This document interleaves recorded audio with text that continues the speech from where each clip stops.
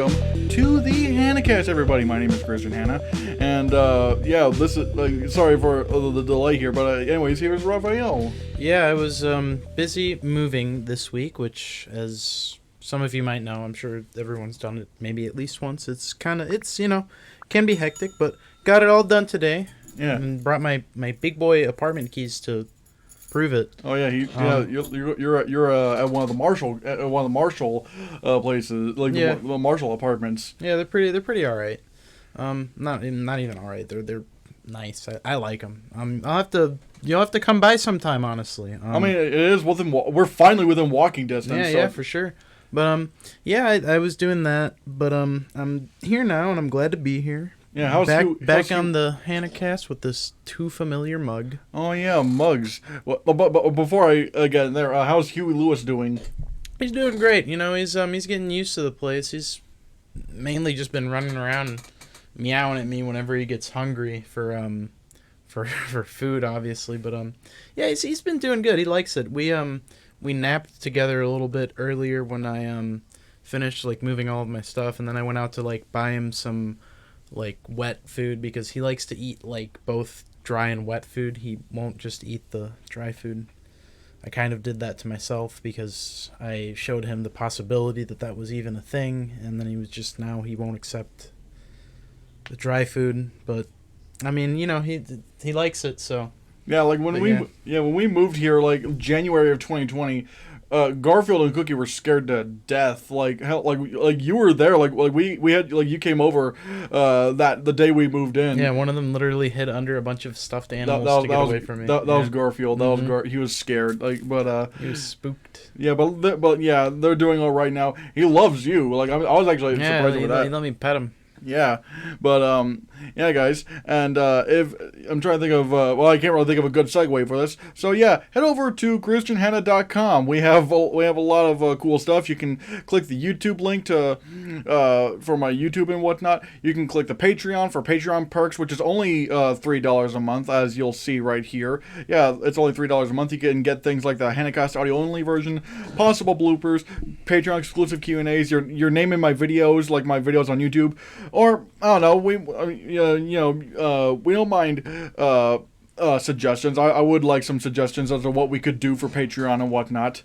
But yeah, also I should say, we also have a merch link where you can just click the merch link. You can go to my Teespring store where we have a bunch of really cool items, including T-shirts, stickers, hoodies, and whatnot. Make America Cringe Again merch, including things like this hoodie I'm wearing right now. We have right here, there's even a little Christian Hannah logo on the back, but you'll see that in some of the other merch that we have. Mugs. We have mugs. Obviously. We have. Let's not forget.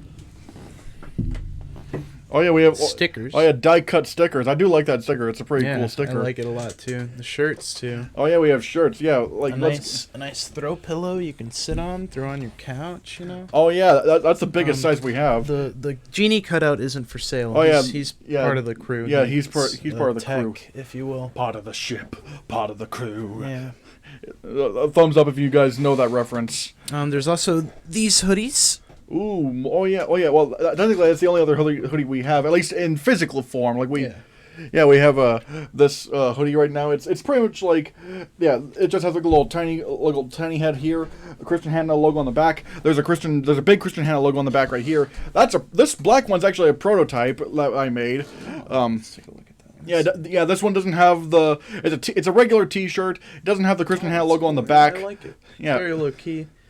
Yeah, but like I said, this one was a prototype, so we have the official version will actually have the Christian Hannah head on the back of it, and that's you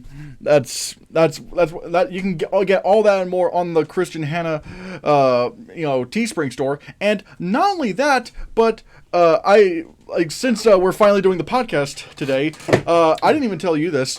I think I did tell you this, but we have Pride Month merch. We have Pride Month. Oh, awesome!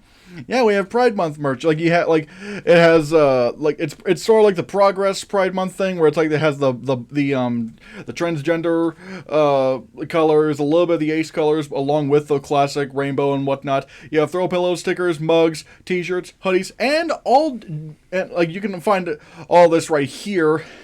And you get mugs, you get you get stickers, you get mugs, again, all in such cool colors and whatnot. I would have more merch, but however, like Teespring just kind of fucks up every once in a while, and I don't know why. But also, all revenue generated from Pride Month sales, or from Pride merch sales, will be donated to the Human Rights Campaign. Amazing. That's really awesome. I'm all about that.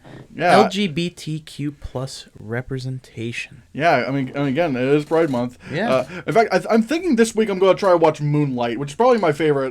Dude, I love that movie. Moonlight is fantastic. That movie has a very special place in my heart. And Yeah. I'm not even just saying that because of what time it is, but it is genuinely amazing. Yeah, we should we need to figure out what service it's on and whatnot. I think I have it on Prime. I bought it through Amazon. I know. I bought it from Vudu. Well, technically, I bought it on 4K, but on 4K Blu-ray. But I was able to use the code on Vudu.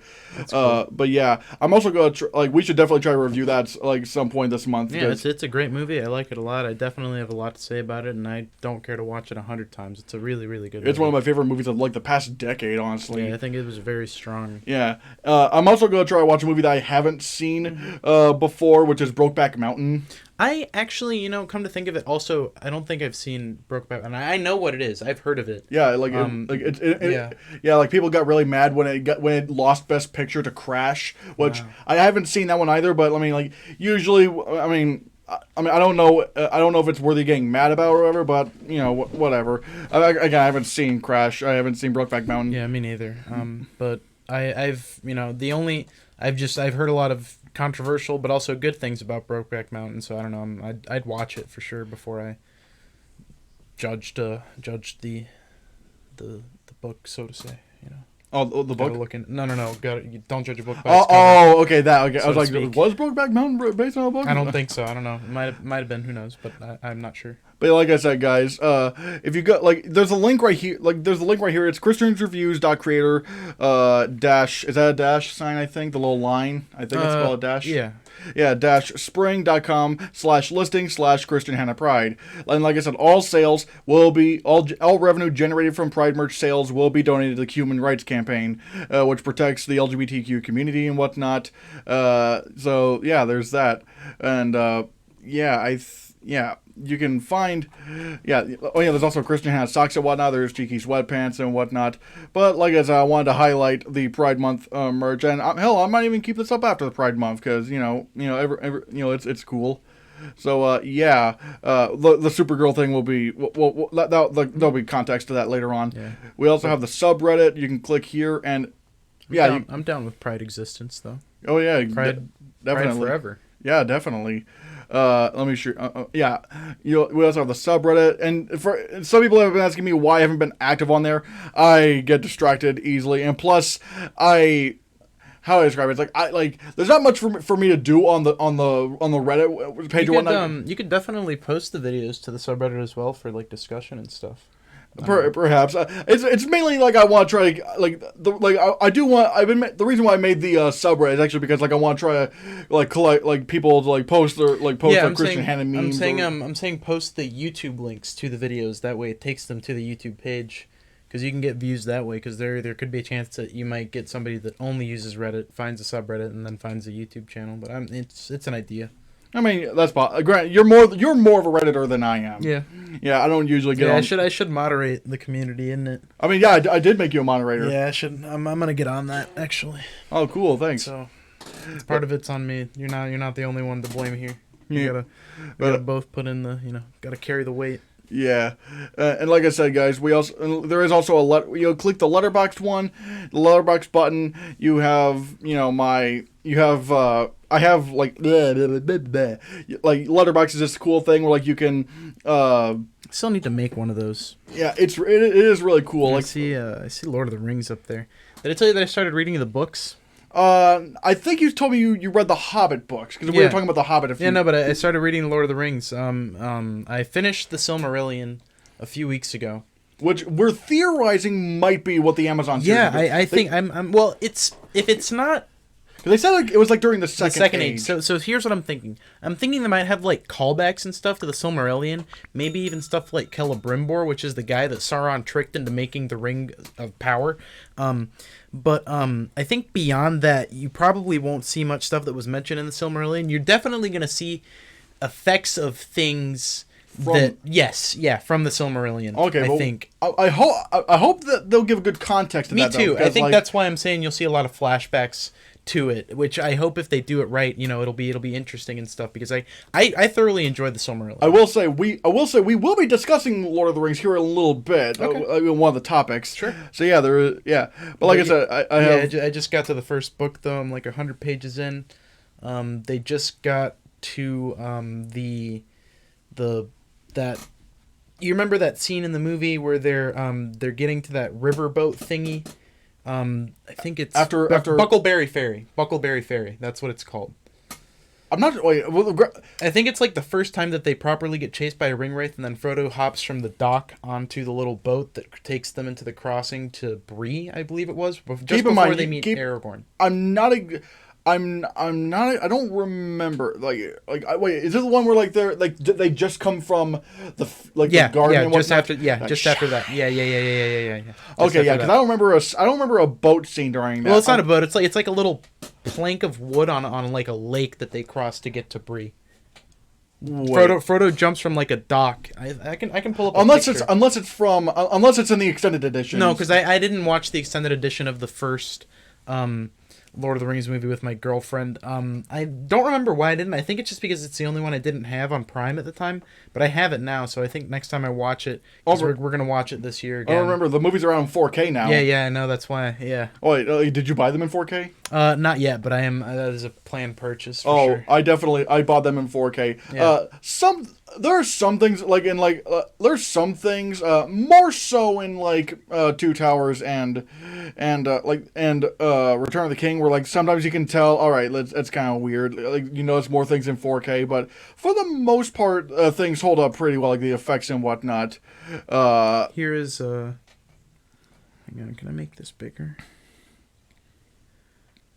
I think maybe. No, I can't. While you're searching that, I have it. Hang on, here it is. This is. Might want to mute it so that I don't get any. Oh, it's not. It's just a picture of Buckleberry Fair. I'm trying to find. Maybe is this? I found no volume. Yeah. Okay. Let's do it. No volume. All right. Sorry, people. We're just getting a little bit. I'm just showing him what I'm talking about. So you can. All right. Great. But yeah, it's.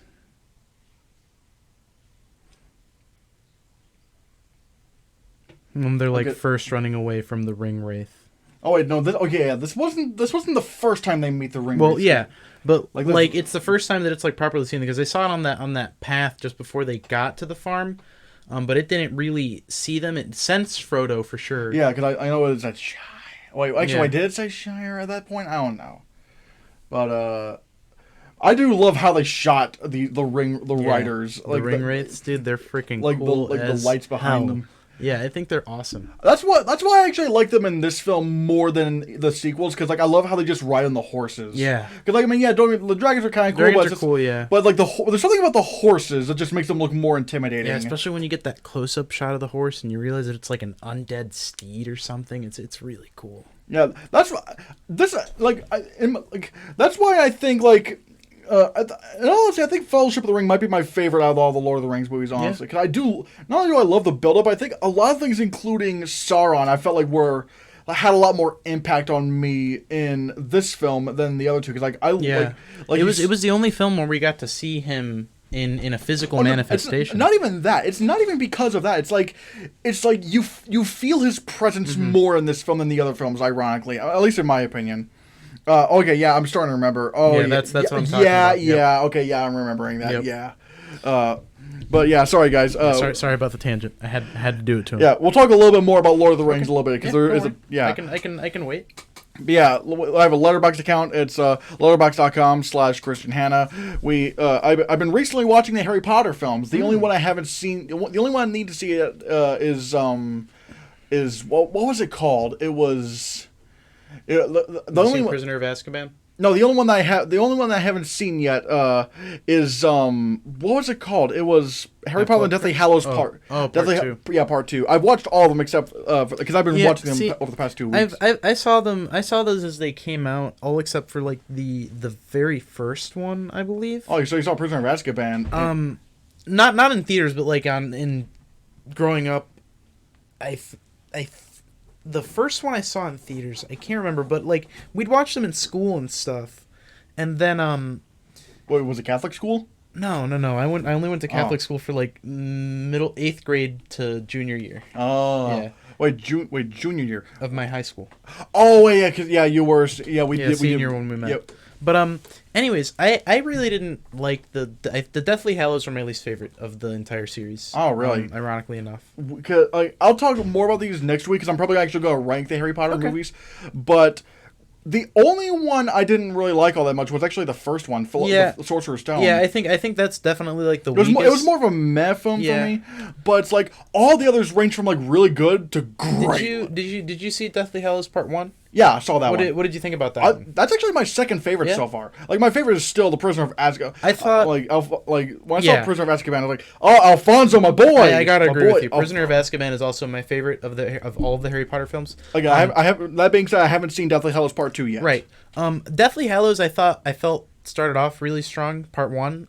But I don't know. I feel like it kind of lost steam halfway through for me. Just because I felt like...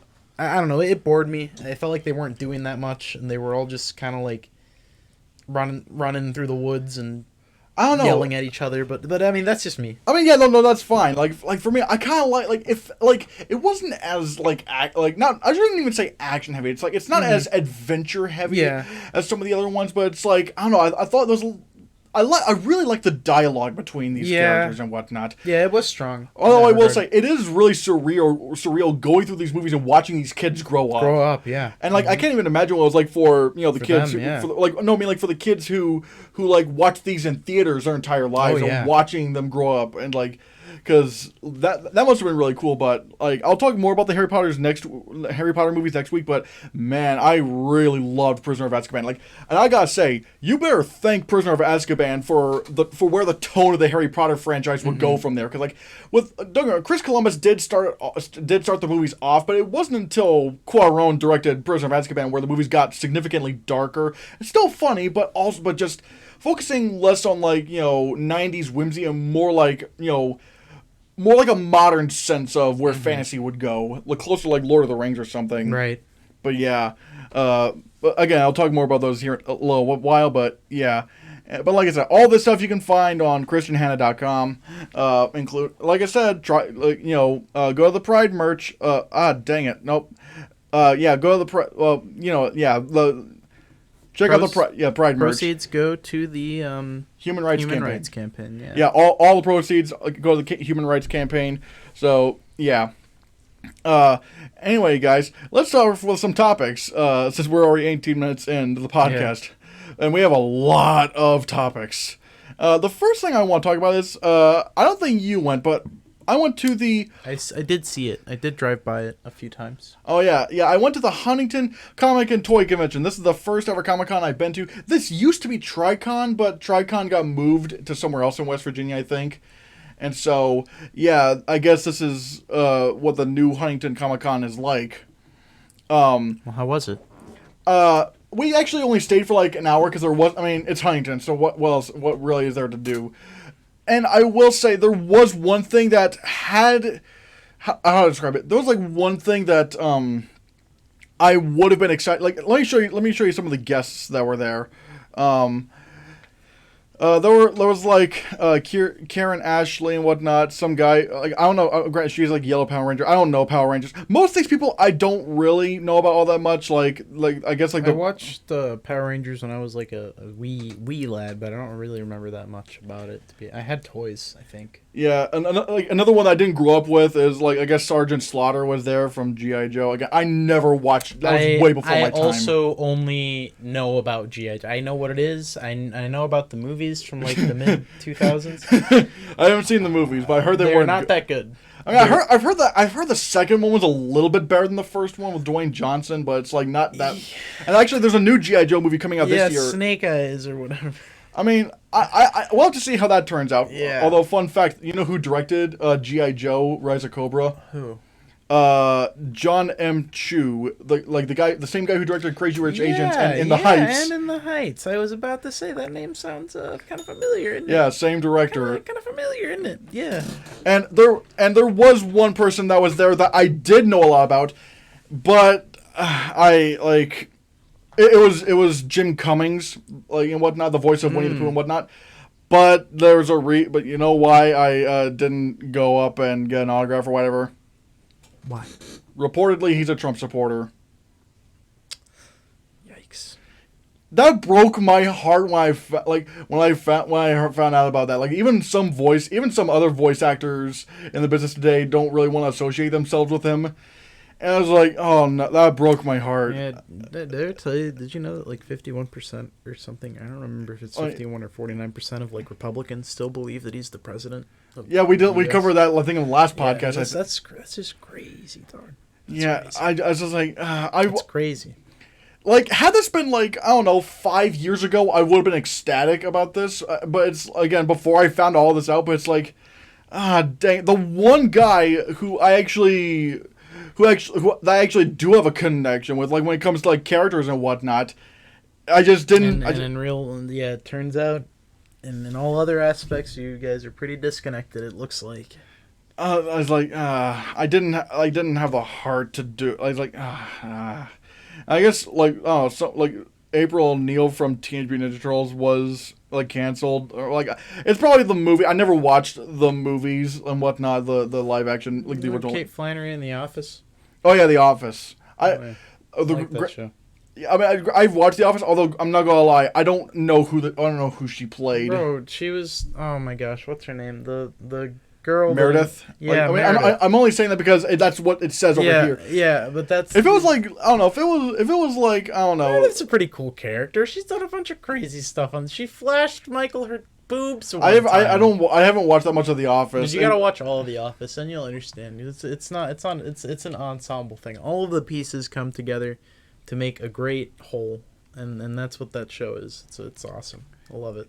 But yeah, it's just like I just don't really know about a lot of these people. Again, like the only one I knew about was Jim Cummings, and he's problematic, and so it's I only knew about like him and then Kate Flannery, but yeah, like and I didn't go. Yeah, but like I said, although I will say I don't regret going because I got a couple of cool things. Yeah, I didn't know about it happening honestly, so that's the only reason I didn't end up going. But like this one is not really all that significant, but I just thought it was kind of funny. I got a McLovin ID. Hell yeah, let me see that. And here's a little backstory on that. When I was a kid in middle school, kids used to actually make fun of me calling me McLovin. Because they thought I looked like. I didn't like McLovin. I mean, I didn't watch Superbad when I was a kid, and like kids always go McLovin, and I would actually get upset. And the worst part is that the teachers wouldn't do anything about it. They were just like, oh, just ignore them. I'm like, dude, your job is supposed to. You literally have a pledge that says violence is any mean word, look, sign, or act that hurts a person's body, feeling, a thing. No person is entitled to use violence. Violence is not tolerated in our school, and yet they just allowed the kids to bully me. I'm just like it kind of put a sour taste in my mouth for Superbad for a while until I just finally decided to watch it like in 2014, which I ended up loving Superbad. Like I actually rewatched it on Netflix last week, and yeah, the scene where they find out that Fogel shows them his fake ID is probably the funniest scene in the entire movie. Like, I gotta say, the best line delivery probably in the entire movie was after Fogel says, "Yeah, it's rather between that and Muhammad," and then Jonah Hill just goes like, "Why the fuck would it be between that and Muhammad? Yeah. Why can't you just pick a normal name, like a common name, like a normal person?" It's like, Like Dude, all the bad decisions are in that are in the fucking ID. From the fact that it says he's from Hawaii. Yeah. Like it says well at the time he was the ID said he was born in 1981. Oh, and the issue date is 1998. Did you notice that? Yeah. So we're supposed to assume that this kid looked exactly the same age as So you're 21. So I think you should go to like an establishment of some sort that requires you to present like an ID to prove that you're 21. But first, before you hand them your actual ID, hand them that. No, I'm not doing that. Like, I'd probably say... It's obviously not a real fake ID. And they're going to get it immediately. They're going to be like, McLovin. I'd probably go, here's my real ID and here's my joke ID or something like that. Although, granted, I don't know where I would go that's like 21 only because I don't drink. I don't want to go to a strip club. Like, I'm not going to I'm not going to lie, strip clubs actually scare me because, like something about strip clubs just gives me a bad vibe. I just I don't know. Like physicality scares me for some reason. I've never been to a strip club. I went to a drag show at the Stonewall. My girlfriend. Oh, that's different. That's different. It's kind of the same concept, isn't it? They dance for the money. I mean, I don't know, but I think with drag shows and whatnot, I think it's a little bit different because it's not supposed to be like. Well, yeah, it's not incredibly revealing, but they kiss people on stage and stuff. I mean, I've never been to one of those either, but also they're pretty cool. You should go. I mean, you don't have to do anything, but if you get some ones, and it's a pretty neat thing. I liked it. I had a good time. The music was cool, and they do a really good job of if especially a guy like you that's into costume design and stuff, they do some interesting costume stuff with that. Last time I went, somebody did a really cool Storm and also Poison Ivy. But yeah. Although I will say, one thing that I will say is a little bit off from this version than the movie version, is that in the movie, Fogel is way more... I mean, in this he's a little bit off-center, but in the movie he's way off-center. Yeah, they literally didn't even try to... I know, that's probably one of the funniest scenes in any movie, in my opinion. The revelation of Fogel's stupid attempts at a fake ID. Yeah. But then I bought the second thing. Because here's the thing. I didn't know that they were going to have this there. Can I guess? Sure. Is it a picture of a spoon? No. Okay. But it didn't come with this frame. I should say I bought a frame specifically for this after I got it, because when I saw this, I was like, I have to get this because this is gonna be worth $1,000 or more in 5 years. Are you ready to see it? I'm ready. Oh, that's pretty freaking cool. Is that an autograph? Yeah. It's an autograph of Chadwick Boseman. That's fucking awesome. Yeah, there were some other autographs here. That's probably gonna be one of the big things we're gonna have. Yeah, no, that's really cool. Thanks. There were a bunch of other autographs there. For example, there was Ben Affleck's Batman. There was Hugh Jackman. There was but that one. You're right about that. That's probably gonna be worth something for sure. But I'd hang on to it, dude. That's. Yeah, really nice. It was $110, which I will say that's pretty generous. Generous knowing that the guy's dead and no one's gonna be able to get a new one of these ever. There's only a limited amount of those, limited quantity. And it did come with a. Here's the thing. I was at first kind of worried that I might have bought a fake because I realized that he usually writes 42 next to his name. But then I talked with one of my friends, Lexi, who actually made the little Christian head little Christian head logo, and she said that that it probably is him, and he probably forgot to write 42 because she said that she's gone to many conventions and gotten many signatures, and one example she pointed out was when she and her dad got autographs of Norman Reedus in person, from The Walking Dead, and Death Stranding. Yeah, and they got she said that her dad got the autograph, and he was physically there. Like Norman Reedus was physically there.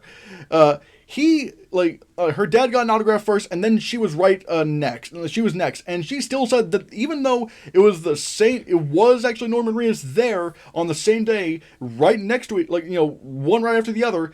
The autograph still looked pretty different. Oh, I see. And she said that given someone like Chadwick Boseman, who was like a cultural icon by the time Avengers Infinity War was coming out, or even after it came out, that he probably got way more autographs. Like, he probably had to sign way more autographs than Norman Reedus could ever dream of. Yeah, no, for real, yeah. And he had to do it pretty quick, too.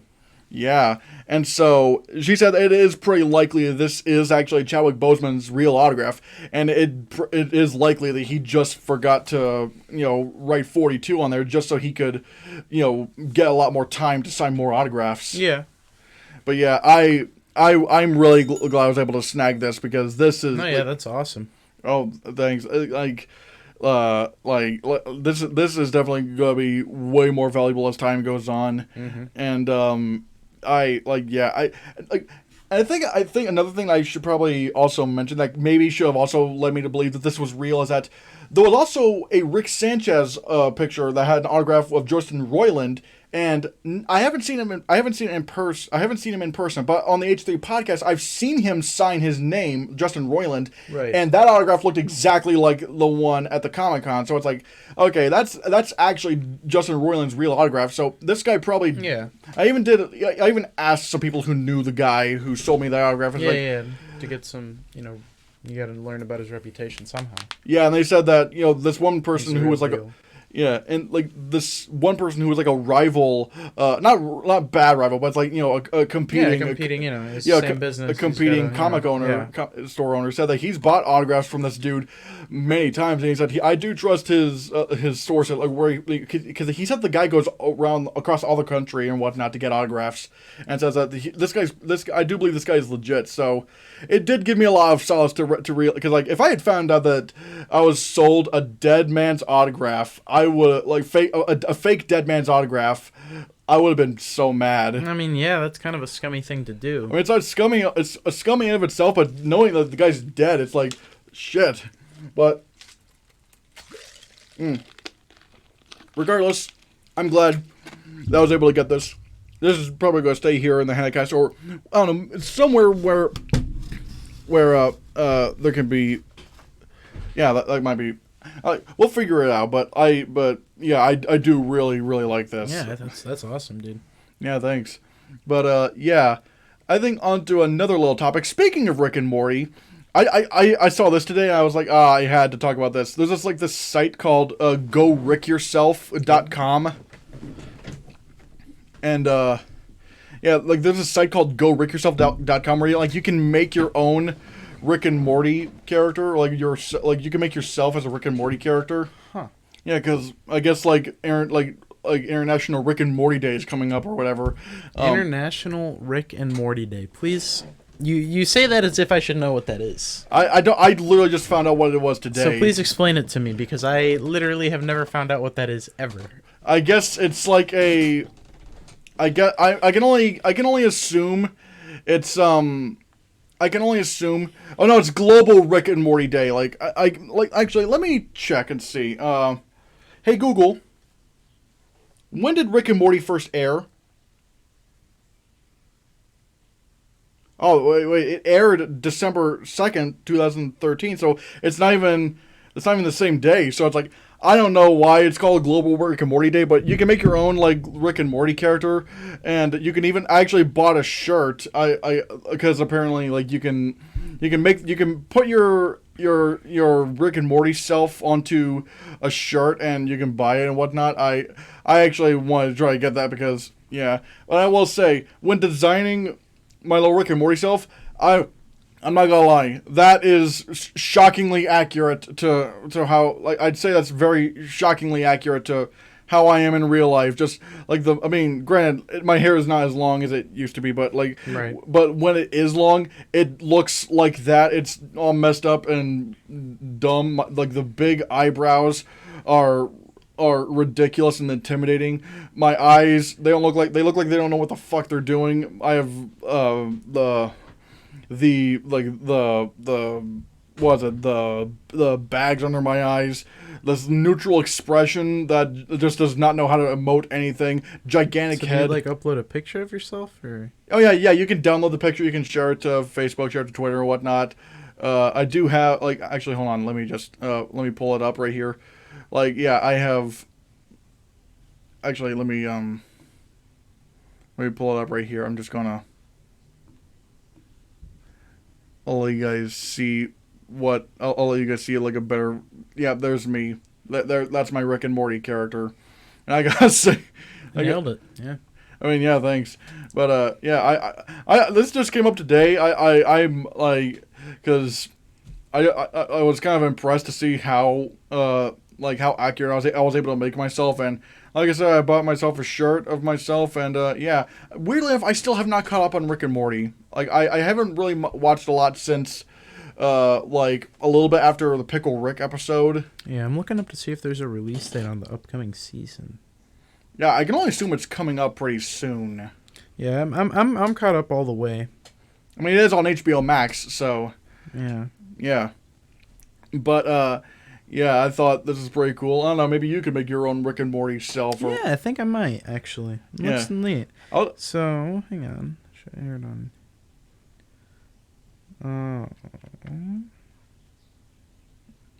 So they're saying that June 20th, maybe? Is that right?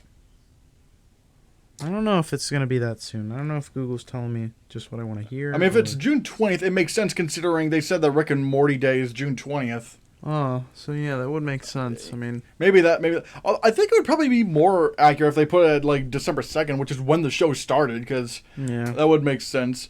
But, yeah. But like I said, I'm kind of proud at how weird I was, how accurate the little Rick and Morty me looks. But, yeah.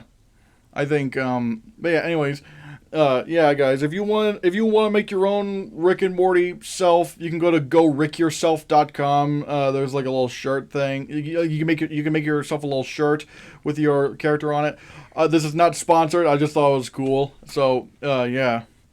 Another thing I wanted to point out today is that, oh yeah, one of the other topics I have today is, hold on, yeah.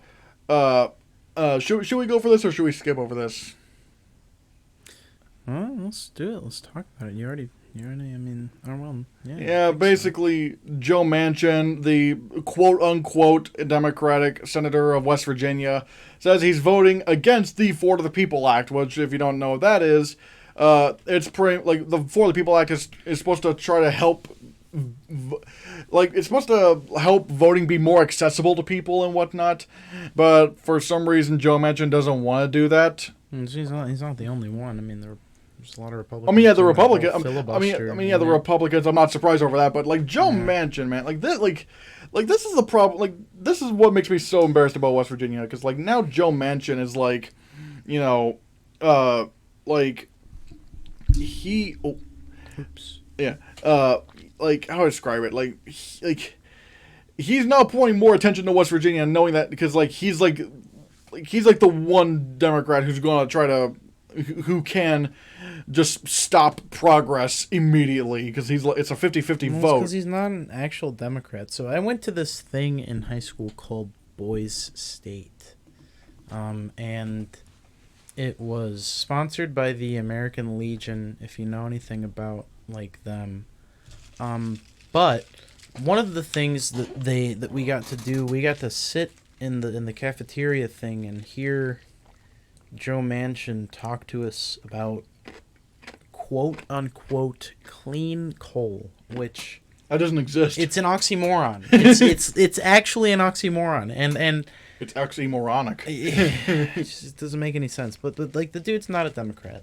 I don't think anybody should ever try to fool themselves. He may wear the title of Democrat, but that's not what his ideologies and things that he's said and done say to me at all. It's the reason why he says, why I'm voting against the For the People Act, it's the right to vote is fundamental to our American democracy, and protecting that right should not be about party or politics. Well, that's why the For the People Act exists. It's literally it literally exists. It's So almost like he didn't even like read it. he probably didn't read it because if he actually read it he would actually Well, I mean, I don't know. I wouldn't go. It's his job, so like I'm sure his job is to probably read did. legislation. I'm sure he might have, but I don't know how you would draw that sort of conclusion. I don't know. Keep going. Let's see what he has to say. During my time as West Virginia's Secretary of State, I was determined to protect this right and ensure our elections are fair, accessible, and secure. Again, that's what the Affordable People Act is for. Not to benefit my party, but to all people of West Virginia. For example, as Secretary of State, I took specific actions to establish early voting for the first time in West Virginia in order to provide expanded options for those for those work or family schedule made it difficult for them to vote on election day. Again, okay, yeah, cool. Again, this is just trying to help that. Throughout my tenure in politics, I have been guided by the simple philosophy: our party labels can't prevent us from doing what is right. Unfortunately, what we are now witnessing that the fundamental right to vote has itself become overly politicized. On the Republican side, maybe. What does he even mean by that? Like, whatever. Let's. But basically, his whole point is that I was like, oh, the For the People Act is too political and whatnot. It's just trying to. Basically, he thinks it's just trying to favor the Democratic Party, which no, it's really not. It's just trying to make voting more accessible. You know for a fact that he probably has big businesses in his pocket or whatever, or Donald Trump has something on. I think even Donald Trump said, "Oh, I got something on one of the senators and whatnot," and he's I don't know. I wouldn't take anything Donald J. Trump says seriously. Oh, I think I know. After these 4 years, I would definitely take what he says seriously and just because I'm not saying it's good, but I probably should take it seriously because he's dude, he says a lot of stuff. I mean, yeah, he says don't. It's just basically I just don't get Joe Manchin's philosophy here. He wants to protect the right to vote. That's literally what the For the People Act is for. It's literally what it's for.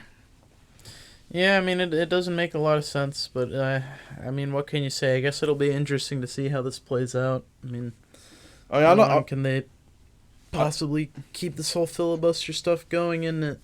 I mean, I know how exactly this is. Even without the filibuster, without his vote, the Democrats have nothing. It's because again, it's a 50-50 split, and Kamala Harris is the tie-breaking vote. And if he's not on board, well, then there goes the For the People Act. That's how it's going to go down, and it sucks, and it's his fault, and it's just going to make West Virginia look even worse. But I mean, yeah. But regardless, speaking of stupid politics, let's talk about this weird thing right here, where it turned Tucker Carlson had some very interesting words to say regarding I don't know. Listen to what he says right here. Pretty much everybody agreed that segregation was the worst thing this country ever did. Did you notice that? Let me go back and see. The pause. He had to look at his lips. Segregation was the worst thing. He was about to say that segregation is the best thing to happen to this country. He was literally about to say that. That's kind of what it looked like, isn't it? It really is. Man, this is why I think Tucker Carlson might be one of the most dangerous, maybe one of the most dangerous people in entertainment right now, because this guy, apparently he's the most watched news person in the country. Play it again. Yeah, hold on, I'll probably make it bigger. Everybody agreed that segregation was the worst thing. Yeah, dude, that's not even at first I thought it was no, I'm just seeing things or looking too much into it, but it's literally everybody agreed that segregation was the worst thing. Oh, it's he has to control. No, Tucker, you can't say best, Tucker. You're on Fox. You're not practicing in the mirror, Tucker. You can't talk about how much segregation rocks on air, Tucker. Remember the script, Tucker. This guy is absolutely a white supremacist. Not even like he even tried to. Did you even notice that? Like at one point, he tried to say that he's like, I don't even know what white supremacy is and whatnot. Like he actually, I'll give him one thing, and it's not even giving him anything that this is saying. I want to hear this. He has a.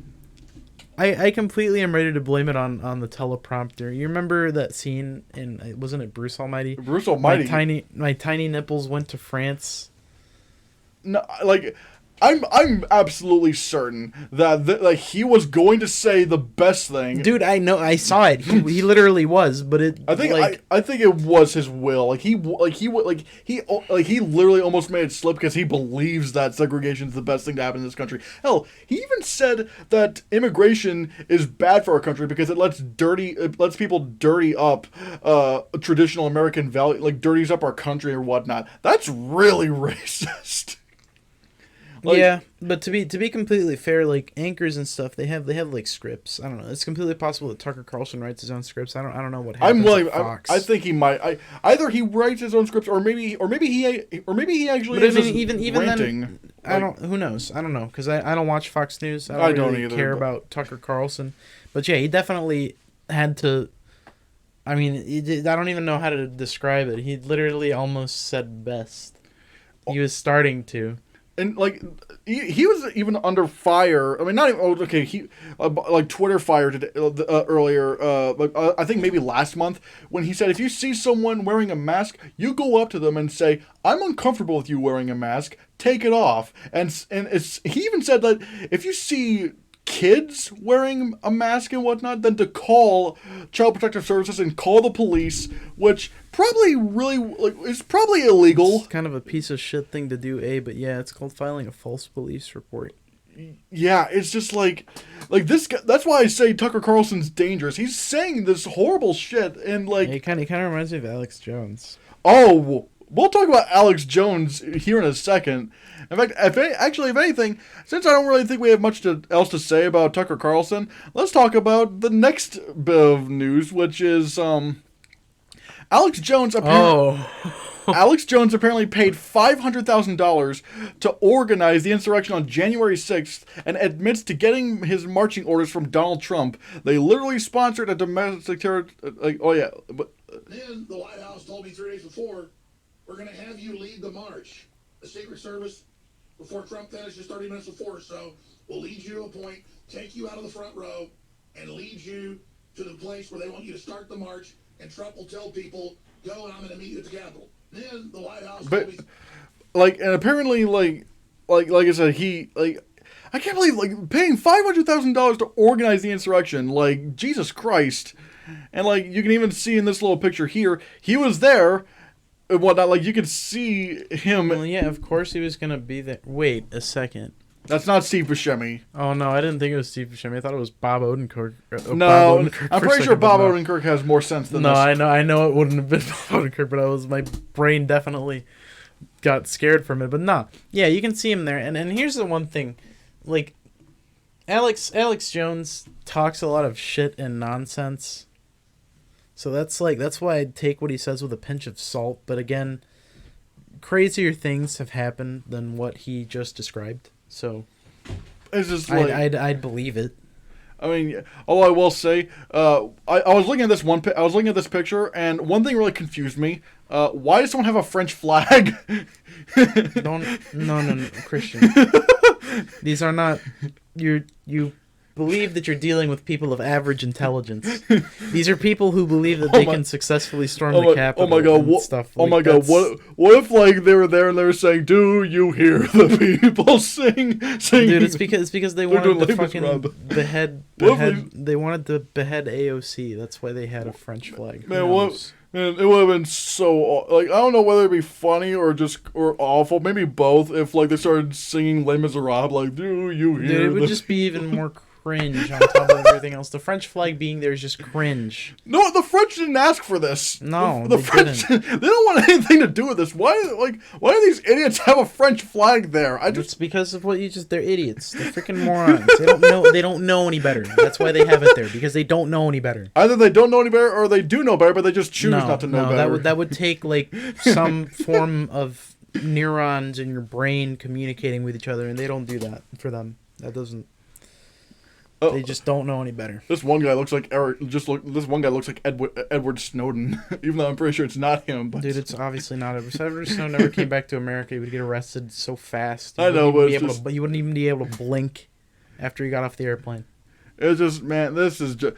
Also, I find it funny that even though it's supposed to be the same crowd that doesn't like masks and whatnot, I find like this guy's wearing a mask. Well, that could be a reporter or something. That might be a reporter, because I think there were reporters there, and I don't think reporters were arrested or whatnot, because they were just they're reporters, like, people have mics and stuff, but like. Actually, no, this guy would wait. I don't know if that's an ask. It's like a bandana. Yeah, I don't know, but it's like regardless. I know this is pretty short, but like the fact that Alex Jones paid $500,000. Where did he get $500,000? Dude, okay, so don't go to his website, because I don't want to freaking platform this asshole, and I don't want anybody to see the fucking. But I'll tell you, he sells a bunch of freaking snake oil on a website. Oh yeah. Alex Jones has this website, and everywhere, because he's banned from YouTube. He cannot make YouTube videos anymore. He's banned from most platforms. He pretty much got the Donald Trump treatment.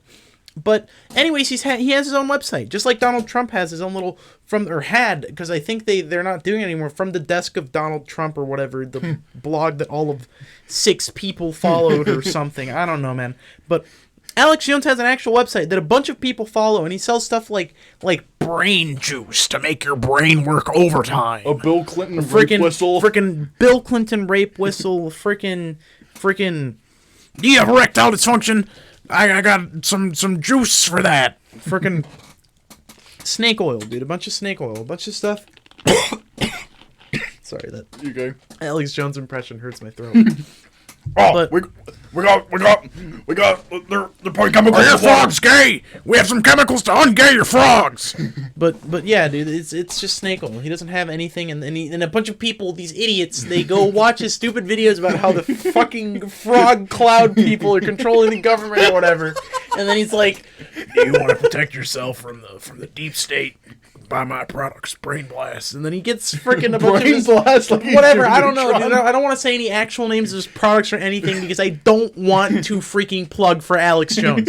But he sells snake oil. That's how he makes his money. That's why he has 500, because he tricked $500,000 worth of goddamn morons. That's why. That's how. Because everyone that voted for Donald Trump, because if you vote for Trump, you probably get your news from freaking basement cretins like Alex Jones. And you probably showed up to that January 6th nonsense. And you were probably part of that 500,000, $500,000. There are so many things you could get with $500,000. You could get 5 Ferraris for $500,000. He could have done that instead of fucking this. But no. I got to get that snake oil money and spend it on a freaking insurrection. Isn't it? This is the energy I was hoping you would bring to this podcast. I'm just saying, dude. Alex, I do not respect Alex Jones. Oh, I do not respect either. anybody that watches Alex Jones. Oh. I don't, like outside of like just watching him because it's a joke and a meme, and the nothing that he's saying is real. Then no. Any other reason, I cannot support giving money to Alex Jones. This is what happens when you give fucking money to Alex Jones. So don't give money to Alex Jones. I'm not gonna tell you about his website.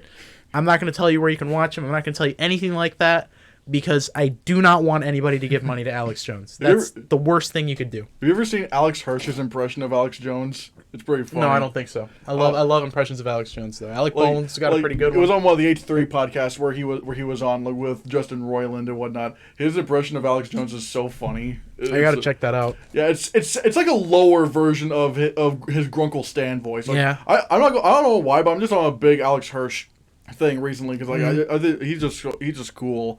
But yeah, guys, There's Alex Jones, and there's the French flag. I cannot freaking believe. It hurts to know that all you have to do to get $500,000 in this country is to be a Trump supporter and scam to just people. be wrong. He's not right about anything ever. In fact, one time he was so wrong that he was taken to court. Made to retreat because he said that the freaking shooting, the Sandy Hook shooting. Oh yeah, they were all crisis actors. It was all faked and staged. And look, 1 minute he's laughing, and then he's like, "Oh, watch this." That's like a verbatim, almost verbatim what he said about the whole thing. Oh yeah, he got a lot of fire. I think that might have actually been taken to court over that. I think that was maybe even. Wasn't that also like when like websites started pulling him out or whatnot? Yeah, that's about when he started getting banned from YouTube and stuff, and he went to court over that whole thing because he doesn't know how to shut his stupid mouth. Even now he doesn't know how to stupid his mouth. No, dude, he doesn't. He doesn't understand how to shut his stupid freaking mouth. Yeah, this is like he's a character. He's a character. To say the least, dude. I mean, one thing I will say for sure though, Alex Jones memes. I don't know if you've ever seen any of the Alex Jones memes. Oh yeah, the Alex Jones. Fire. You ever seen the one where somebody made like an indie song out of Alex Jones? I don't know. But I do know where he's like, crap. There's a close up of him. Frogs gay, dude. Alex Jones memes are. Hillary Clinton is a demon. I don't care what they say. You can make fun of me. She's a demon. She's an interdimensional child raping demon. I freaking love that shit. Dude, for meme reasons. I think it was Vic Berger that also made some pretty fire Alex Jones collaborations. But shit, dude, Alex Jones is just. I don't know, but like, fuck that guy. Fuck that guy. Yeah. Bless his memes. Fuck that dude. Yeah, because the memes are not made by him. No. Yeah, I can't even believe he sells Bill Clinton rape whistles. Like that's just dumb. But, like that's such a niche thing. Like. Regardless. Like, you ever think about the fact that it's possible that like that was the fight? Like he just decided like, oh, I'm gonna see how much is in the bank account from the Bill Clinton rape whistles. Oh. Shit! Look at that, $500,000. Who would buy? Like, I was about to say who would buy that, but the kind of person that would watch Alex Jones, because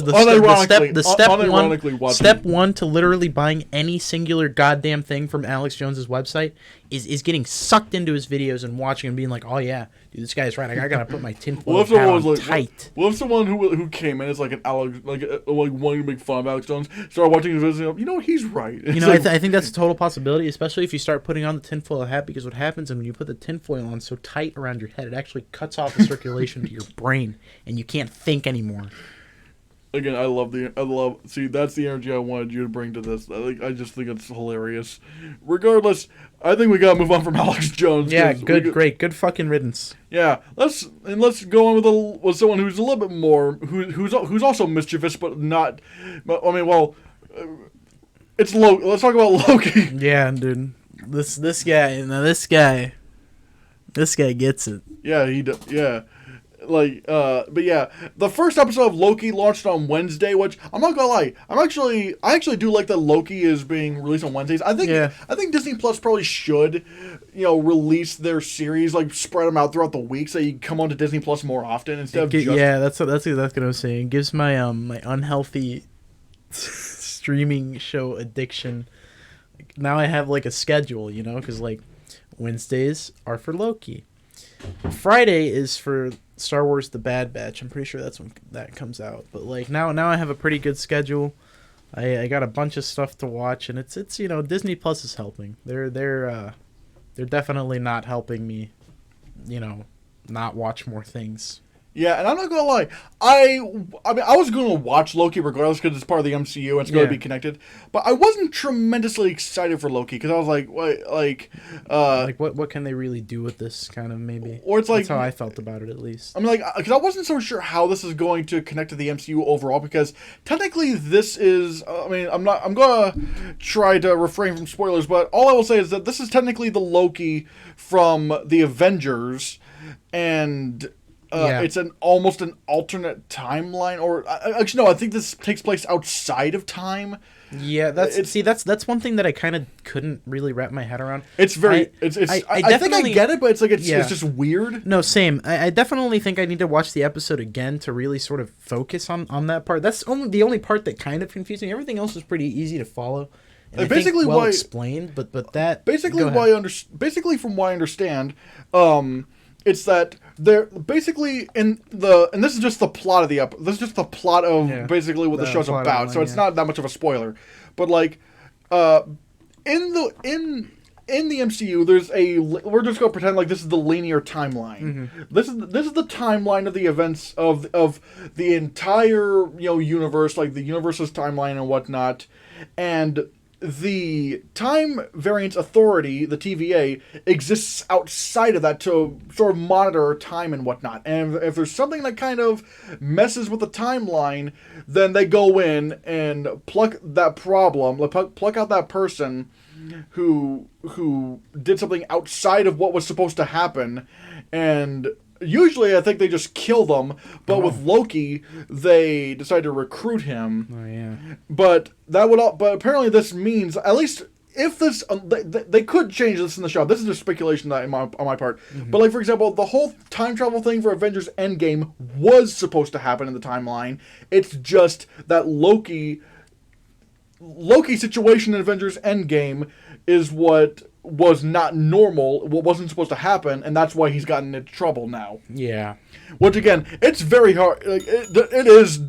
They'll probably flesh it out a little bit more, probably in the series, or like you said, maybe rewatch it and see. But yeah, and so we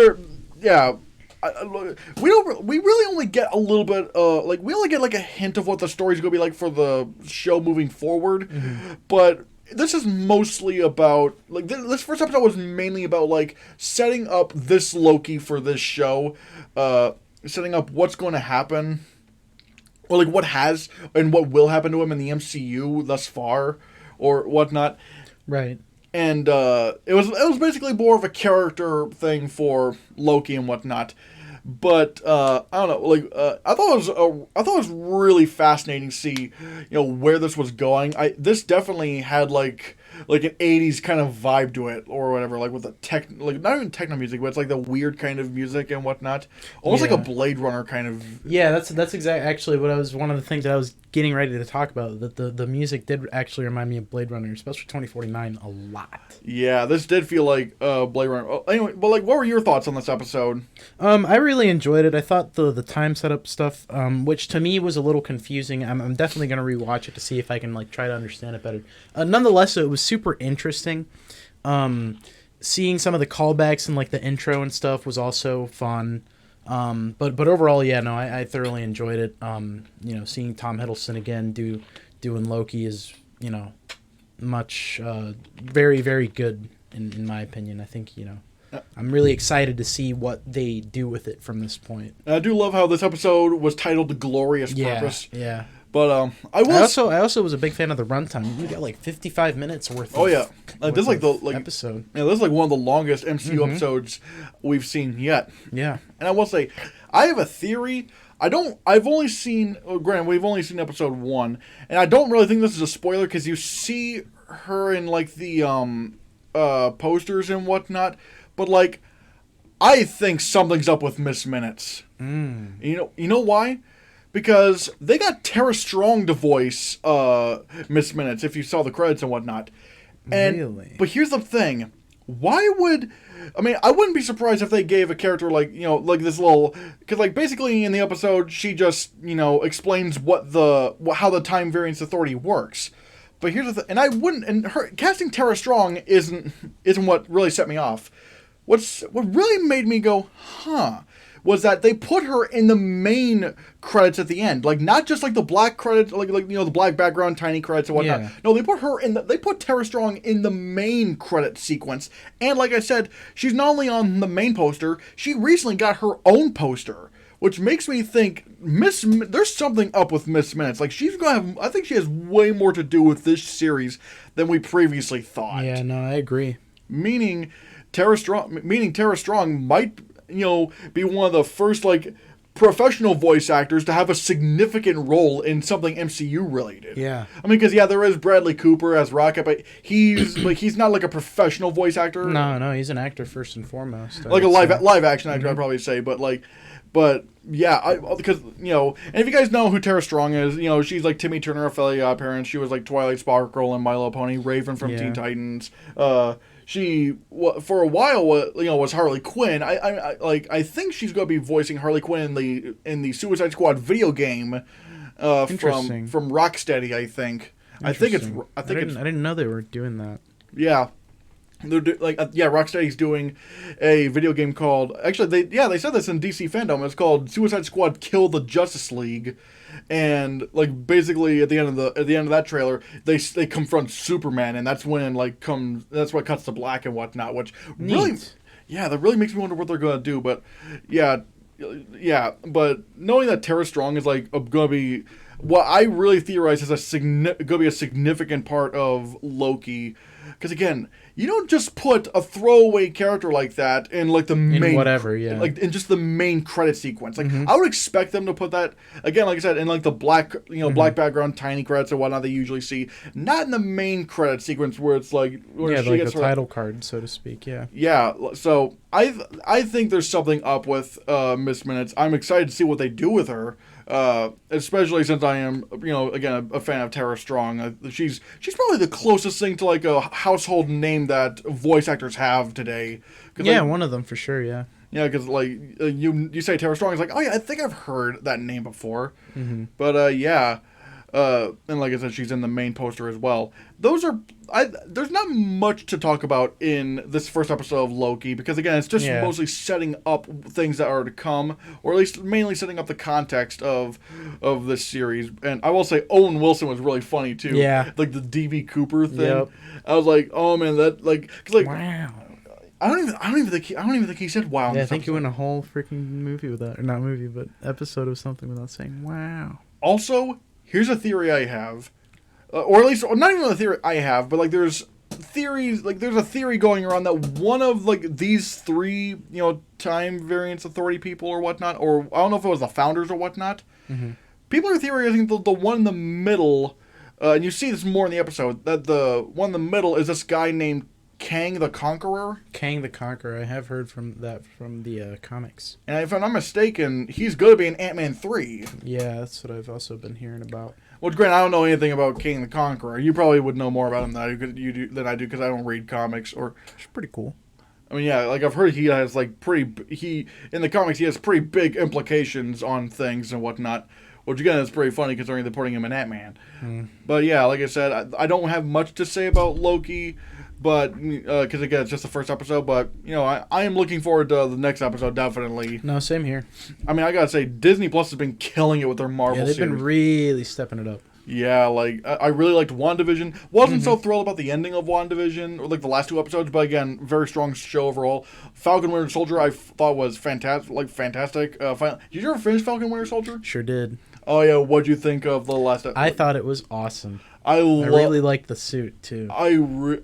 Because again, if you were to ask me, hey, what do you think of this character becoming this character? I'm like, I don't know. Yeah, I don't know about that. But the way they did, especially the monologue he has in that episode. He really kind of stepped into the shoes, so to speak. He kind of, grew into it almost. Yeah, and it was you know what? Yeah, this makes complete, it makes complete sense what they're doing with this character. And again, but again, I can't wait to see. I think they're even going to do a spin-off movie of this new version of that character.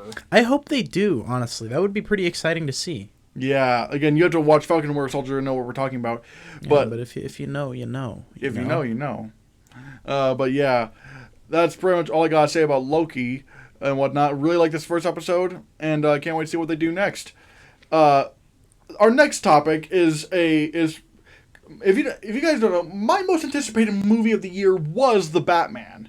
Again, love the trailer and whatnot, but that was pushed to 2022. So then, sadly, because this was originally they initially pushed this to October of 2021, and I was like, man, October would be perfect for a film like this. But they pushed it to 2022, and so then my most anticipated movie of the year, weirdly enough, became In the Heights. because I saw the trailer in 2019. It was December of 2019, and I loved that trailer. It was so full of heart. The music sounded catchy. I agree. I never saw the musical. I never saw the stage musical. But I was really looking forward to this film.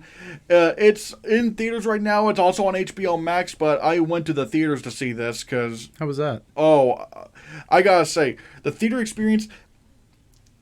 I should say...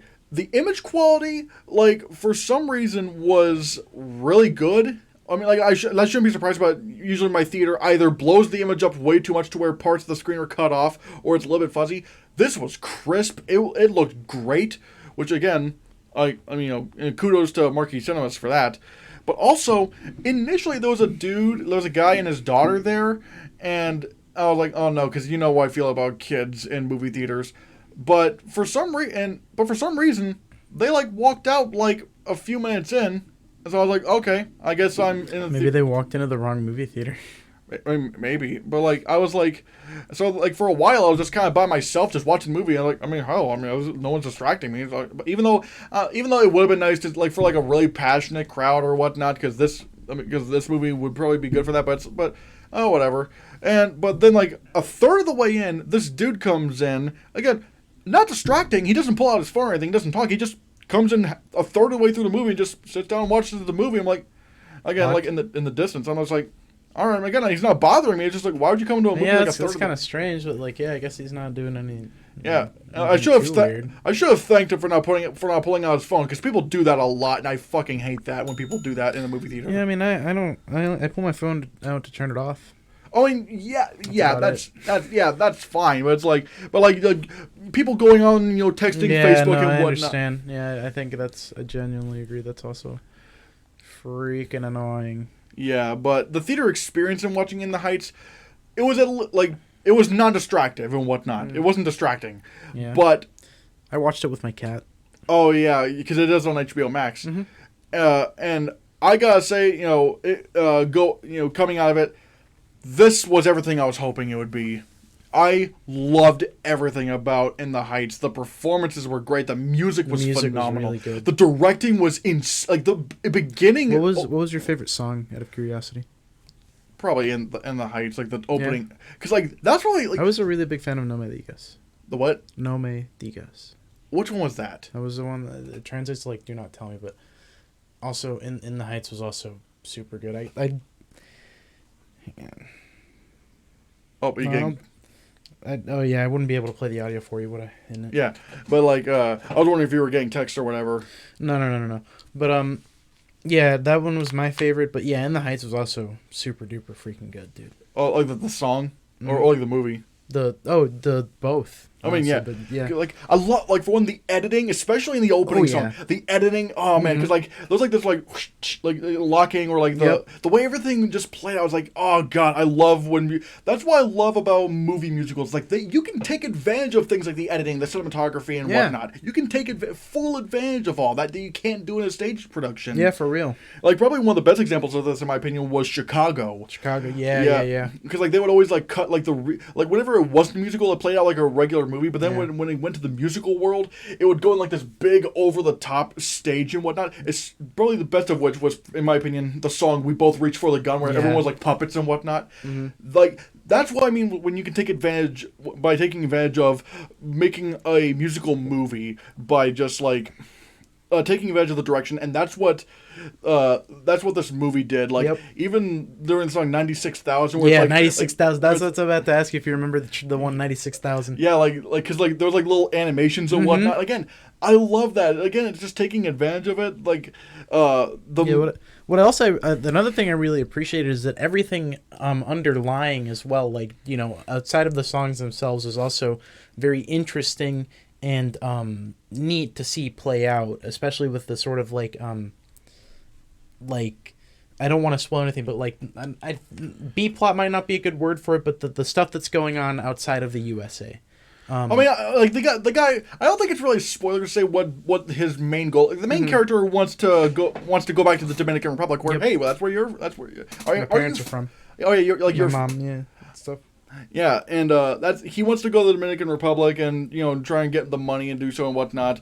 And one thing I really appreciate about this film is that there's no bad guy. No, yeah. No one's really a bad guy. Like it's just, I mean, like, and even it's really kind of virtually a happy ending for everyone as well. I mean, yeah, almost. I don't want to spoil anything, but it's like it's just good people being good, doing good things. And I gotta say, the character, I don't have a picture of her, but the character of Abuela. Oh yeah, my God, Abuela was one of my favorites. I love, and they nailed her too, because she's really like, kind of accurate to like personally my Abuela. She reminded me like a lot of her, like they had similar mannerisms and stuff, and I thought that was great. Yeah, that's why I got like that. Especially, I'm not gonna say like like when she has like her own solo scene. Yeah, I was actually crying in the theater. It was so powerful. It was so powerful. I would again. I don't like.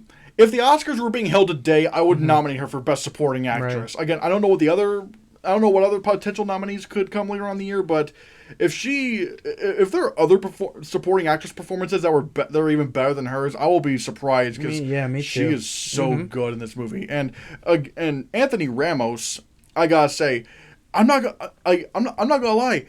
I think Anthony Ramos might be a better actor than Lin-Manuel Miranda. Really now? Yeah, because one thing I love Lin-Manuel Miranda, which you can see him as the Piagro guy, right here. But if there's one thing I will say that Lin-Manuel Miranda is not that strong at, it's dramatic acting. Yeah, that's kind of one thing I picked up on, and I'll agree with you on that one for sure. Because there's this show called His Dark Materials, which is on HBO, and it's a great show. I love the show. It's like a remake of the Golden. At least the first season is a remake of the Golden Compass. But unlike the Golden Compass, this one is actually able to continue the story. Right. And Lin-Manuel Miranda's on the show, and I gotta say, I love Lin-Manuel Miranda, but I started to see his weaknesses as an actor because he's not really. He's just even though ironically enough, Anthony Ramos is also a stage actor, but it's how do I describe? Lin-Manuel Miranda's not strong at subtlety in his acting and whatnot. He's more like the big, more fit for something like big, happy, whatnot, like Mary Poppins Returns or whatever. But something like something like His Dark Materials, where it's a lot more. When I say intimate, I mean intimate in the sense of being more subtle with the emotions or whatnot, being a lot, not being as big and loud and whatnot. Anthony Ramos, the lead guy in this, you can see him right here. He does nail that, in my opinion. He does nail the subtle kind of acting and whatnot. And this is his first big starring role, and if he can get even better than this, then we might be seeing one of the better actors working today if he continues on with this kind of stride. But yeah, I again the songs were all really good. The emotions were really strong. And again, they're it's just hard to describe. It's just a feel-good movie. Honestly, even though there's some curse words and whatnot, I think this would be a great family film for families to watch and whatnot. Maybe that's why the dad and his child left, because he Googled it and saw that there were curse words. I mean, what? Great. Okay, the guy was sitting right behind me, so I probably wouldn't know if he was on the phone or whatnot. But even then, why wouldn't you look at the rating? Why wouldn't you look at the rating before bring your kid in there? Even though I'm not a dad with a kid, and I don't have to worry about that kind of thing ever. Hell yeah, no kids. We're the no kid bros. But I also love the cultural aspects of the film. Yes, yeah. I was about to say they really got it right. They took for me, it seems that it took a lot of time. I would really am interested in seeing a behind the scenes, or how they went about making this, because I do feel that both the directors probably spent a fair share of time immersing themselves in maybe the streets of New York or something. Oh wait, there was only one director. Yeah, that's what I meant. John M. Chu. But that I think that he probably got a lot of stuff directly from the source, i.e. the streets of New York and stuff like that. And I think I'm really interested to hear a commentary or something like that. Yeah, when this comes out on DVD. or 4K. 4K Blu-ray, yeah. Yeah, like I think there actually is on YouTube like a sort of like a making of Into Heights thing or whatever. Yeah. I think they even released the first 8 minutes of the movie on YouTube. You could be right about that. I think that at least the 8 minutes of the movie thing, I think that might have popped up in my recommended at some point. Yeah, and I gotta talk about the dancing. The dancing, especially, especially that last push in of that In the Heights sequence. Yeah, the choreography it was on point. If I'm not mistaken, I think the 96,000 thing, like everyone's in the pool and whatnot. From what I understand, they were only given 3 days to choreograph and shoot that. Holy hell! It's already hard trying to get that many people to choreograph dancing, but doing it in 3 days. That should be like that should be like at the level of the iCarly dance episode where it's like not that. The funny thing is that episode of iCarly when I was a kid where like they dream about dancing and whatnot. When I was a kid, they used to be the coolest thing in the world, and when I rewatched the episode, I was like, man, after watching Greatest Showman and Aladdin, like this dancing's not that good. Yeah.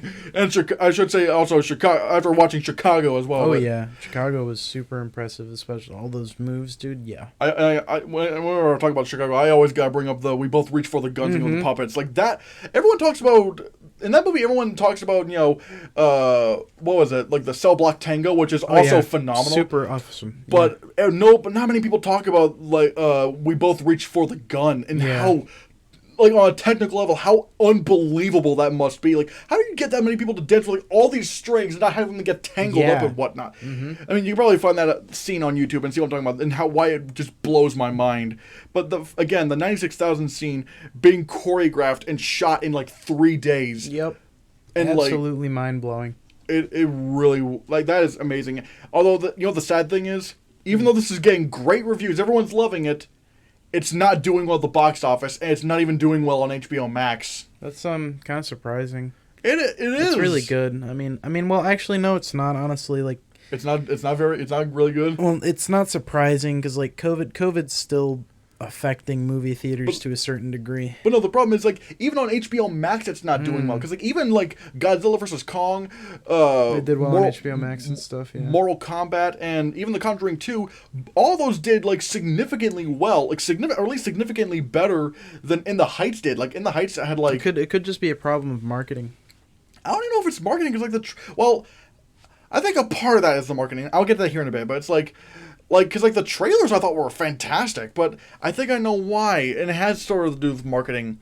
Unlike Godzilla vs. Kong and Mortal Kombat, which, like, their trailers, like, premiered, like, 3 months or whatever before the movies actually came out, the first In the Heights trailer came out in December of 2019. Right. And, it just kept getting pushed back, and I think people just forgot it was even coming out, whereas with Godzilla vs. Kong, they played their cards right, like, especially in this COVID era, where movies keep getting pushed back or whatever, their first trailer was released in January, I think, and then, like, 3 months later, this movie's coming out 3 months from now, get ready. Yeah, get ready. Wow. And whereas with In the Heights, and you could probably also maybe make an argument that, and the Heights didn't really have any star power. It's mostly unknowns and whatnot. Aside from, granted, Lin-Manuel Miranda has like a glorified cameo. The target demographic could also be considered somewhat niche. I don't even know because like usually like at least diverse movies that are really good, like for example Black Panther, like or even Crazy Rich Asians, they do really well, but. Even then, granted, Crazy Rich Asians didn't have a lot of big name stars. Like even Aquafina wasn't that big back then. Not at the time, yeah. So I honestly don't know. I think what it comes down to might be the trailer, like the fact that the trailer came out like a year and a half ago. Yeah. The movie kept getting pushed back, and everyone just forgot it existed. Yeah. Which is a shame because, in my opinion, this might actually be the best movie of the year. In my opinion, like yeah, I really enjoyed it. I'd agree with you on that. Yeah, because like I think right now. In the Heights is number 1. Mitchell's vs. the Machines is number 2, and The White Tiger is at number 3. Do you ever get around to watching Mitchell's vs. the Machines and The White Tiger? I haven't yet, but they're on the watch list. Man, they're fantastic. But yeah, like I said, I do really love In the Heights. This was my most anticipated movie of the year. I don't like if they're like it really was everything I was hoping for. And yeah, if you can see it in the theater, go see it in the theater. You get it on HBO Max also, get it on your nice TV. Get yourself a cat. Watch it. Yeah. Also, I forgot to mention this. There is actually an end credit scene. Yeah.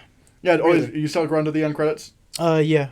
All right, yeah, it's a pretty fun one. Like, and I will say, there's a couple of Hamilton references. Like, one of which is a cameo, not necessarily Lin-Manuel Miranda, but it's another Hamilton cameo. Right. And I was like, I saw that. That was fun. And there's also a little musical cue that's like, I remember that from Hamilton. Yep.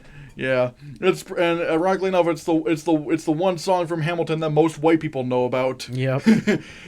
But yeah, regardless, yeah, I really loved In the Heights, and so yeah. This one topic I don't think I told you about. This is one I didn't tell you about. Apparently, the show Harley Quinn, which I think is fantastic, it's on HBO Max. Apparently, yeah, there's a scene in season 3 where apparently Batman has sex with Catwoman, but DC said to remove it because heroes don't do that. Well, it's not really has sex. Goes down on Catwoman. I mean, that's pretty much what was supposed to be like implied and whatnot. Like what? Is there a clip? No. That's why they said they remove it. Like, you can't have this. Was it in the episode? Like, did it air with that? No, the season 3 hasn't come out yet. Oh. Yeah, it's like what they were going to do a scene in season 3 where like Batman was having sex with Catwoman, but they said to remove it because heroes don't do that. Like, apparently heroes don't have sex. At least it's what they're. At least it's what. Well, go back to the tweet though, because I want to see the verbatim. Team Batman goes down on Catwoman. Well, see, that's the thing. That's that wording, because like. I mean, it's only like to be so. Goes down on at least specifically means that Batman did the oral sex with Catwoman, which I mean heroes don't do that. That's nonsense. But I mean. What is this show rated exactly? Wait, have you ever seen Harley Quinn? No. It's about as R-rated as cartoons can get. Okay, so then like what exactly is the fucking problem? I will say Harley Quinn is not only fantastic, it's what Birds of Prey should have been. Yeah. And I gotta say, the dynamic between Harley Quinn and Poison Ivy is probably the best. Like, yeah. Although, granted, I don't know if it's really a spoiler because, like, I don't know. It seems pretty obvious. I haven't. I mean, I'm gonna watch it no matter what because, like, it's honestly, it's just a question of like when I'll watch it, not if. The only reason I haven't seen it yet is because I've had a lot of other stuff that I've been watching: Mandalorian, The Clone Wars, freaking Bad Batch, Loki, Winter Soldier, and.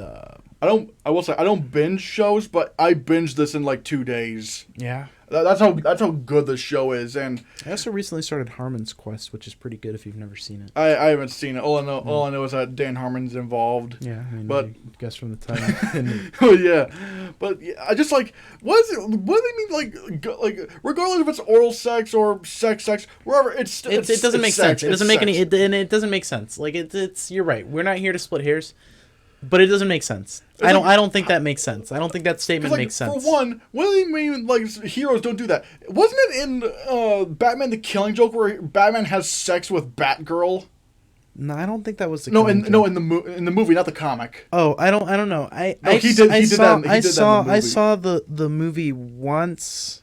Actually, no, I've only ever seen the last scene of the movie where it's just like in the comics when the Joker and the Batman and then the Batman starts laughing. Yeah, like the first third of Batman the Killing Joke. The last 2/3 are actually the Killing Joke, but then the first third is like this weird prologue where like Batgirl has feelings for Batman and she has sex with him on a rooftop and whatnot, and it's just like.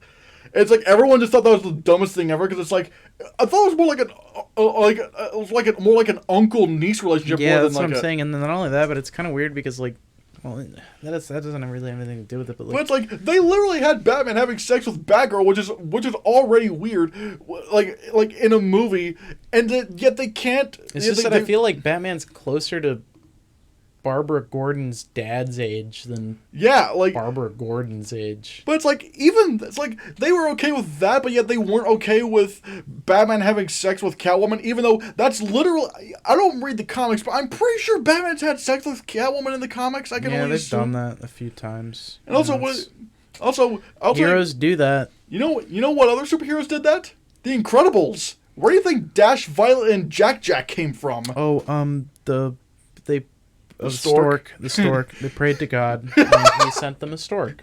And the stork said, "Hey, you take care of this thing, or God's gonna kick your ass when you die." And that's how they got him. Yeah, I know this is brief, but I just thought this was just dumb. And again, this is not a kids show. This is like it's a show for grown-ups. That's why I was asking you, like, what's the target audience? Is this like a kids show? Like, what? I should have known the answer to that question would be no. It's not a kids show because they did in fact say it goes down on Catwoman, which, again, very specific, like, but also very grown-up. Now, if their reasoning was that, like, it doesn't make sense within the context of the story or whatever. But even then, that wouldn't be a good reason because it literally does. That Batman's done it before. Well, like, no, I'm not talking about just that. But I mean, like maybe, if it was just like, episode, that's one thing. If it was thing. maybe that's fine. But like but it's different because what they said just completely removes the possibility of a scene like that from the series in its entirety because they're like, no, Batman would never. Batman would never have sex with Catwoman. He would just have sex with the Batgirl. He's a Christian man. He doesn't have sex with Catwoman. He only has sex with Batwomen. He wants to save it. He wants to save it for marriage, except for maybe 20-year-olds. For now, it's the old. He has to give himself the old stranger. He'll do it with Alfred. He has to give himself the stranger, bro. He just goes home and sits. That's what the Bat computer's for, so he can look up porn really fast. And then he sits on his hand so that he can pretend that somebody else is doing it. He cuts off the circulation. That sounds way too descriptive for you to say that, Raphael. Are you sure you haven't done that? What? I would never. I'm a Christian boy. No, of course I have. Oh God. Everybody knows about the stranger. I don't know about the I don't do the sex. It's okay. It's not really sex. I don't really think the stranger counts. I don't even know. You don't know how square I am. I don't even know a lot of sex terms. Dude, I know you didn't because you didn't pick up on the real implication of the phrase "goes down on." I mean, I know what the. That's all right. I know I thought "goes down on" like just means sex. No, it specifically means oral sex. Regardless, it's still somewhat sex. I mean, kinda, yeah, but it's just semantics. It's just semantics. I mean, kinda in it because like there's no like penetration of the. I mean, the penis is going somewhere. No, it's not. The dude's mouth is going into the chick's vagina. With the tongue. I don't want to talk about this. It's important. It's important for proper sex. I mean, yeah. Here in the Hannahcast, you gotta lube that up. Here at the Hannahcast, we promote consensual sex. Consensual and proper sex. Foreplay is important. You got to go down on your chicks like Batman. I don't know. Batman would go down on Catwoman because he's a gentleman. I don't know anything about sex. I'm square. I'm about as square as this picture frame. It's all right. Yeah, but like it's perfectly alright. Like I said, this is. I just thought this was weird. This was kind of funny, but it's just dumb. They're lying. Yeah, let's talk about this little thing right here. Oh yeah, I saw that from E3, which is I've never played Sea of Thieves. I did, and then I refunded the game. I didn't like it that much, but that was also before they like updated it a bunch. Because I think that, I've been wanting to try because it's sort of like Ark Survival Evolved, but it's also with pirates and whatnot. I think it would be. I don't think there are dinosaurs in it. I don't know. Also, I will say if you notice, I mean, yeah. What I mean by Ark Survival Evolved, it's a multiplayer. Multiplayer survival. Yeah, kind of. Also, I will notice this kind of looks like the Let me make sure. Yeah, this kind of looks like the Disney castle. Yeah, a little bit. Yeah, I see what you're saying. Yeah, it actually does. Yeah. Yeah, basically what Sea of Thieves is doing is they're adding this Pirates of the Caribbean kind of mod to it. Not mod, expansion. Yeah, expansion. Because I think it's even for free and whatnot, the free expansion. But here's what really got me what? Because I was like, oh yeah, the Jack Sparrow thing, bro. Yeah. Didn't realize we had company. Captain Jack Sparrow. But I suspect you already knew that. Okay, here's the thing. I have no idea if that is actually Johnny Depp or not. Because that sounds just like him. Like that's either Johnny Depp or they got like the best impressionist ever. They might have gotten just a pretty good voice. You might Google might know. No, here's the thing. Google has like it's never been confirmed or like I've been looking. I guess we'll find out when it comes out, isn't it? Because like they actually got like one person tried to say to me, "Oh, Kevin McNally voices Jack Sparrow," even though when you actually look at what he said, he's like, no, like he's in the game, but he's not Jack Sparrow. But it's like and I can hear Josh Gibbs in this, like his character Gibbs in this. But it's like I will say it's apparently Davy Jones is making a return. Like although here it is. Well, apparently they don't know much, but Johnny Depp does not voice him. Where? What source? According to this. Let me see. Yeah.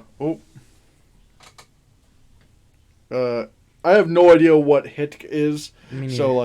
So if I don't know what the source is, I'm probably going to take that with a grain of salt because like I think Variety did an article on this, but they didn't say anything about whether Johnny Depp was voicing Jack Sparrow or not. Although I can tell that Bill Nighy is not voicing Davy Jones, which is kind of sad because I love him. Hold on, let me pull him up again.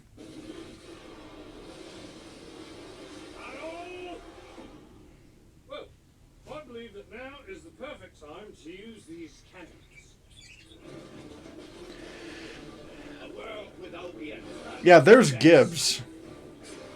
It's a world that refuses to face the truth. Nothing lasts forever. Destroy that! And there's Davy Jones. Again, it's not Bill Nighy, which kind of makes me sad because I love Bill Nighy as Davy Jones.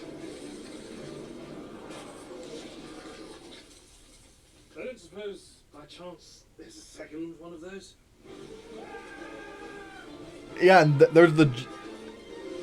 Again, that's what makes me wonder whether or not that's actually Johnny Depp, because, I mean, if it is Johnny Depp, I will be, like... I don't think it is. Like, Rare and Microsoft have a lot of money, and I don't think they have the amount of money to get Johnny Depp to do anything. If anything, to me, it kind of sounded like Jared Butler, who voiced Jack Sparrow in the Kingdom Hearts games. That is a possible... Oh, granted, I never... Hold on, let me... Oh, maybe here's a little quote from... The Sea of Thieves, eh? Bring me that horizon.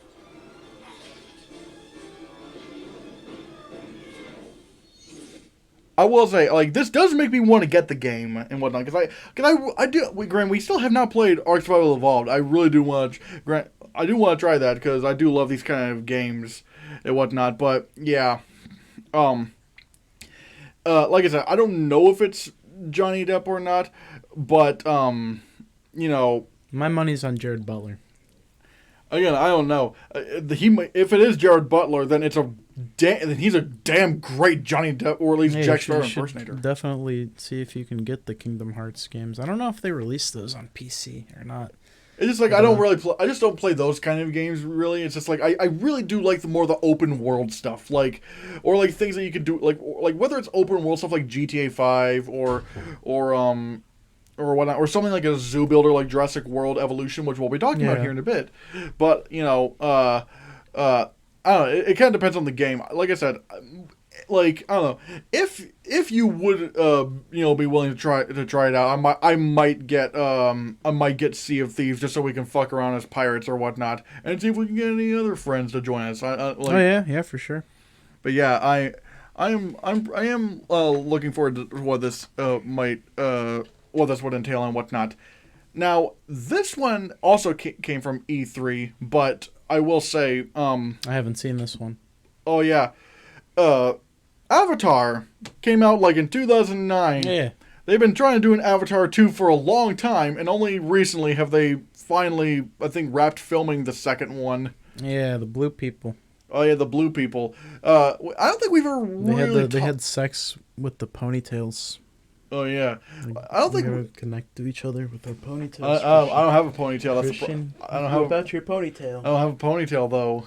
Will Smith Genie has a ponytail. Yes, me and Will Smith Genie can make beautiful. We blue... do like this, and then look what we've birthed. Look, we gave birth to a beautiful blue boy. Yes, exactly. Actually, it's like actually, it's a mixture because like you have blue. See? He's blue. Yeah, It's our exactly. baby. The ponytail sex, bro. I told you that's how it works. Yeah, I don't think James we ever. Cameron. Yeah, I don't think we ever really talked a lot about Avatar. Really, what are your thoughts on Avatar? I saw it in 3D. I in theaters. It was pretty cool. I thought that it was literally the only movie I've ever seen in 3D in the movie theater where I thought that it was worth paying to see it in 3D. But like watching it in not 3D, which I've done a handful of times, like on TV, like it's okay. The story is very basic. And it works, and you know, I think that the action in it is quite good, and the special effects as well. I think are good for the time, are you know. But like, you know, I'd say that when I went to see it in theaters in 3D, I enjoyed it. The first time I watched Avatar, like my dad was a cheapskate. We didn't go to movies a whole lot, so. Right. Yeah, literally, like literally the only time he ever let us go to a movie by ourselves was Man of Steel. Like that was like the only one, and even then he was very concerned over the fact that we were going with our black friend, for obvious reasons. Oh, I mean, yeah, because your dad was a racist. He was. He's also dead, so that's my dad's dead, so that's a plus. But regardless, I saw Avatar for the first time at home on our tiny TV and whatnot, which was not optimal for watching Avatar. No. And it was before I really cared about movies, so I didn't really care about the movie back then. Yeah. But last year I did finally rewatch it because it's on Disney Plus. And How did you feel about it? for one, this is like in terms of like the 2000s, like from 2000 to 2009, it's the greatest achievement in visual effects for for the 2000s. Like the mech, the design of the mech, the alien designs, like It's everything. not even. It's like developing all this technology over the course of 12 years and whatnot. Yeah, pretty much everything that you were looking at was a result of fucking computer black magic, and it was so well done. And I'm not gonna act like it looks better than every CGI movie that comes out now. Like no. I probably would put movies it's like definitely aged. Well, no, I wouldn't even say it's aged, but it's more like because like it's not just like. For it to have aged, it's like it would be like what I'm saying is that things have come out that have done it better. Yeah, we've come with movies like Inception or Gravity, The Jungle Book, The Lion King, The War for the Planet of the Apes, and whatnot. Those movies, those movies did probably have, or even in terms of aliens and whatnot, Valerian, the City of a Thousand Planets, Right. But in terms of like the biggest leap forward, like Avatar was one of the biggest leaps forward in visual effects I can think of in a long time. Because especially nowadays, it's kind of hard to like jump so far ahead of visual effects because we've pretty much perfected it all. Like we've literally made an animated movie look real with The Lion King. We've have 2 movies in 2019 that perfected CGI people with Irishman and Gemini Man. But Avatar, again, was so far ahead of everything that came out in 2009 in terms of visual effects. And it still, to this day, looks amazing, in my opinion. And although I wish although it's not available in 4K. Sadly. Yeah, that's maybe someday though. I mean, Avatar 2 should be on the horizon. Maybe they might re-release it or. Yeah, I think that might be the main reason why we haven't gotten a 4K release of Avatar because James Cameron's working on those sequels. Yeah. Those 4 or 5 Avatar sequels, which I don't know how you're gonna make 4 or 5 movies out of Avatar. Me neither. But regardless, in terms of the story, it's not even that the story was familiar that I had a problem with. It's like how do I describe it? The Na'vi stuff I thought was fantastic, or at least for the most part. But for some reason the human stuff was written so badly. Yeah, it's not captivating, and then the bad guy also is like incredibly one-dimensional. Like he only wants one thing, and it's literally it just boils down to like greed, and that's it. And there's nothing. It's like you can do, but here's the thing: you can do greed and do it well. He just felt cartoony. And it's very one-dimensional because that was literally his only character trait. That's it. Like there was nothing deeper. There was nothing else that really like. Made it interesting. And it's not even like I said. It's not even really that because we have people today who view things like that. It's just right. But I think that the biggest problem is, or for me at least, is that like that seems to be just the human's motivation. Period. Because even like that old military dude that got in the giant mech and stuff, like the only reason he's really doing any of that is because he's out there on a job to protect these guys so that they can get the unobtainium. Isn't that what it's fucking called? That's the worst name for any fictitious element. Like, I get it, okay? Einsteinium exists and stuff. But unobtainium. It just sounds stupid. That just sounds incredibly childish, and that's I just really think if the character wasn't written like a cartoon, it would have come across a lot better. And but not only that, but I get that the film, like the human scenes were filmed with IMAX cameras, but for some reason I don't know if it's the lighting, but it looked TV quality. Yeah, because it's not even, because again, it's probably not even the camera's fault. It's really just like the lighting just made it look like a TV movie. Yeah, no. Because when you get to the actual Na'vi stuff, like the actual CGI stuff, it looks cinematic. Amazing, yeah. But it's just the yeah, and not only that, but it's also I hated the narration, like Jake Sully's narration over things.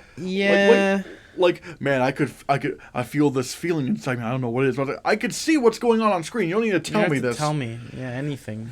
Yeah, as long as they fix that. Show don't tell. Yeah, overall the film was decent. It's not even the fact that they had human stuff. It's just the human stuff was just not done well, in my opinion. And and that's my thoughts on Avatar, which has recently reclaimed the title for highest grossing film of all time. It just recently beat Avengers Endgame again. So wow. Yeah, because it re-released in China and whatnot, and so I mean, that's one way to do it. Yeah, so because I guess it was one of those things where they wanted to get people back into theaters and whatnot, and China's pretty big, and so it's I mean, Avatar is once again the highest grossing film of all time. Although I will say it was pretty impressive that when that film became the highest grossing film of all time when it came out, because it's really yeah. Mm-hmm. But yeah, hold on, let me make sure. But regardless, the reason why we're talking about Avatar is because we're getting an Avatar game. I think this year, no, 2022, next year. Although I don't know if this is coming out before or after the. I don't know if it's coming out before or after the Avatar 2 or whatnot. But yeah, I will say the graphics in this look really good. Wow, yeah. Let's see. Also, actually, there was an Avatar game for the Xbox 360, but it didn't look this good. Oh yeah, and ironically enough, this video is actually in 4. It can actually go to 4K. Yeah, if only your monitor was 4K, isn't it? Yeah, although my TV is though. Yeah. I gotta say, I think some of these creatures weren't even in the movie, so it's pretty cool seeing these new creatures and whatnot. These almost kind of look like Dimetrodons, but it's it is pretty cool. Right now, all we're seeing is we're not really seeing any gameplay and whatnot. We're just kind of seeing. No, this is all pre-rendered. Yeah. Footage. Although I will say, apparently the game's not going to look this good. Probably not. But also, I guess the humans definitely not. The humans are back. Yeah. I don't know why they're coming back to this planet. That makes me wonder if they're going to come back in the Avatar sequel. Every movie, the humans return again. It's just learn. I was I hope them. What are they going to do? Get another guy and plug him into another one of those blue clones? I really hope the Avatar sequels don't just try to do, let's bring the humans back again and again and again and again. Because really, what can they hope to accomplish? They already came here once and then found that the environment was not only incredibly hostile, exceedingly hostile. Then what are they going to do this? Oh, we're just going to go back again. They keep getting beaten and beaten. Also, how long doesn't it take years from them to get to Pandora anyway? Yeah, that's what I thought they established in the first movie, but we'll see. Again, I just hope we see. Again, this is a video game. Hopefully, in the movies, there's just more conflict within Pandora and whatnot. Hell, I wouldn't mind. Did you see that explosive arrow though? It seems that the Na'vi have adapted some human technology to their own. Oh no, they haven't. No, if you notice, they just shot an arrow into. No. That's not what I'm talking about. Look right here. It's got an explosive tip on the arrow. See that? Oh, they must be some sort of Pandora kind of explosive. Maybe they have something. I don't think so. That looked like a mechanical explosive. I don't know. Like I think like we have minerals on Earth that can be explosive. Yeah, but it's not a mineral. It literally looked like a canister. I don't know. Man, I'm really I can't even speak right now. But I will say like I mean the graphics do look amazing. I mean, yeah, but they're not gonna look like that, bro. When the game comes out. Yeah, it's probably gonna like yeah. There's only so much that you can do with a graphics card, even like 3090s and stuff. Yeah, but then again, we are in the next gen. Yeah, that's what I'm saying. The current gen graphics cards can only push so hard. They got a lot of teraflops and VRAM and stuff, but like those, hopefully this game doesn't teraflop. I'm not funny. Well, yeah. I don't know how well this game is gonna do. Hopefully it's good. I mean, graphics aren't everything, and it's got to be fun to play. Yeah, but yeah, that's really all I really wanted to say about. I think we really just talked more about the movie Avatar than the game. Yeah, than the game Avatar. But there's not really that much to talk about. They didn't show any gameplay or anything. I mean, it's a pre-rendered trailer. That's it. Yeah, in terms of like media and whatnot, this is probably like the first cutscene. It was effectively a movie trailer. Yeah. Although I will say, this was pretty, this is, probably, the first media thing we've gotten out since the first Avatar, and even then, it's not even Avatar 2, it's a video game time. That's how long it takes to get Avatar 2 made. So, yeah, guys, that's pretty much my thoughts on this new Avatar Frontiers of Pandora game. I'm not sure how. I don't really know how involved James. I'm pretty sure James Cameron had little involvement in this, considering he's working on those. Probably just gave them the permission to use the intellectual property type beat, and if anything, his lawyer did that. Yeah, that's again, I can't blame him because he's busy. He's got shit to do. This is literally I've never seen a director work so hard on a movie for so long. Yeah. But yeah. Our next topic comes from E3, which really excites me, and it's Jurassic World Evolution 2. Yeah, in case you don't know what Jurassic World Evolution is, it's sort of like a Jurassic Park builder where you can make your own Jurassic World and whatnot. It's like Roller Coaster Tycoon, but with dinosaurs. Or Zoo Tycoon with... Yeah. Well, actually, Zoo Tycoon did have dinosaur expansions and whatnot. Sure did. Yeah, I think I actually have Zoo Tycoon 2, the Ultimate Collection. Yeah. Yeah, I have some fond memories of Zoo Tycoon. Zoo Tycoon's a pretty fire game, not gonna lie. It is. I like that and Roller Coaster Tycoon 3 as well. I never played Roller Coaster Tycoon because I was really more into making my own zoos. But here's a funny, although I will say, on one hand, I was like, man, they're already coming out with Jurassic World Evolution 2 when I finally got the first one. Although, granted, I got the first one for free because it was for free on the Epic Game Store for, I think a week or whatever. But I will say, apparently they are adding some new things to this. I don't know if it's in here or whatnot. Let me see if it's on the news or whatever. But it's basically what is it? I'm trying to figure out where exactly. Oh yeah, players will leave the Muertes archipelago for the first time and build their own authentic Jurassic worlds across diverse new environments. Meaning you could probably put one in a more temperate forest kind of environment or whatever, or savannas or deserts or whatnot. What if I want ice dinosaurs? Ice dinosaurs? What if I want snow dinosaurs? Who knows? Maybe you could. What if I want to have a dinosaur aquarium? Well, that's a funny thing you say that because in efforts to conserve and contain more than 75 prehistoric species, these include all new flying and marine reptiles. Oh, like gators in it. I don't know, gators. I think well, then again, maybe they will have something like a Sarcosuchus or Deinosuchus or whatnot. But they're talking about things like pterosaurs, like Pteranodon, or I'm hoping Quetzalcoatlus is in the game because that's the largest flying reptile ever. And with marine reptiles, they're obviously gonna have the Mosasaurus from Jurassic World. I wonder if they'll have Pliosaurus or if they'll have Ophthalmosaurus or whatever. I don't know if all this is going over your head or whatnot. No, it's not. Yeah. Is everything okay? Mm-hmm. All right. But yeah. I am looking forward to Jurassic World Evolution 2. I do really like these kind of games. But yeah, what are your thoughts on Jurassic World Evolution 2? Like this It looks announcement? interesting. I'm excited to hear that they're adding marine animals. So maybe I will get my dream of having a dinosaur aquarium. Yeah.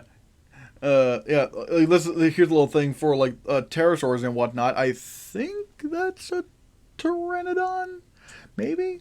Let's see. Oh yeah, they have a Amogusaurus. I'm trying to remember if that was in. I'm trying to remember if. Amogusaurus. Oh damn you! Why Amogus? Amogus. Amogusaurus. Oh no. Also, we're gonna be Coelophysis. Okay, that's new. They have Coelophysis. Like that's one of like the earlier dinosaurs. Little green boys. Green boys. Let's see. Oh yeah, this is a pretty cool location. Again, there's like mountains and whatnot, temperate forests. Got a little teepee over there. Yeah, teepee. Oh yeah, they have we already know Brachiosaurus, and of course you The can't. mighty T-Rex. You gotta have the good old T-Rex, the She-Rex. Oh yeah, there's Triceratops. Like yeah, I will say I'm at least glad that it's not just a carbon copy of the first game. Like they actually are adding some stuff and yeah. Yeah, I wonder if there's gonna be like a Jurassic World Evolution 3 and they're gonna add in like prehistoric mammals, maybe. Could be in it. Yeah. Although, yeah, who knows? Although I will say it's gotta be crazy, like how they're able to get the DNA of all these animals through mosquitoes by some chance. I will say, going by this logic, they probably could never get the DNA from like creatures before the dinosaurs, considering mosquitoes evolved. And also aquatic creatures would be completely out of the question because mosquitoes can't swim. Oh yeah. Ah, damn it! Now you just created a plot because, like, yeah, how did they get the DNA of a Mosasaurus? Because, like, from Jurassic World, it's like that doesn't make. The mosquito bit him, dude. He came up for air and the mosquito bit him. Man, that doesn't make any sense. How do you get mosquito blood from an animal that doesn't even that lives underwater? He came up for air and the mosquito bit him. This one, because mosquitoes move that fast. Apparently, they're faster than bullets. It's like getting shot. Back then, they were built different. Ah, man, you just created a whole plot hole for Jurassic World then, because it's just yeah. Should have thought about that one. Yeah, Steven Spielberg or whoever. Or no, I seriously doubt Steven Spielberg had anything to do with these movies. He's like, you know, I directed the first two. You get to put my name in the like as executive producer. That's it. Like regardless. I can't. I'm not gonna be able to get over that now. How the fuck are you gonna get? How the fuck are you gonna get the fucking DNA of a mosasaur, the creature that lives underwater? But yeah. Speaking of mosquitoes and whatnot, and also speaking of Jurassic World, there's like a new poster for Jurassic World 3, Jurassic World Dominion, where it says it all started here, and there's like a little mosquito biting a dinosaur. And apparently there's like a special extended preview of Jurassic World Evolution with Fast and Furious 9 only in IMAX. I guess to like sort of incentivize people to go into the theater. Why would you want to see Fast and Furious 9? Do you realize how much money these movies make? I mean, yeah, but I really don't think they're that good. I've only literally the only Fast and Furious movie I've seen was Furious 7. I thought that was I actually. Yeah, I mean it was alright, and then Tokyo Drift I guess was also okay, but like I don't know, man. The most recent one where they're driving on the ice and stuff, it just gets ridiculous. I haven't seen that one, but I have a prediction, but I don't want to say what that prediction is because it's so funny. And if they actually did do that, I'm gonna laugh my ass off. Tell me.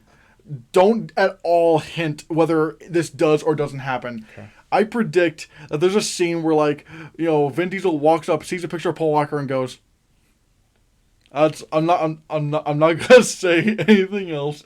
If that happens, that's gonna be the funniest. I mean, just check it out. I mean, it's really it's a train wreck. Like, what else can you say about it? In my opinion, but like, just you gotta see it.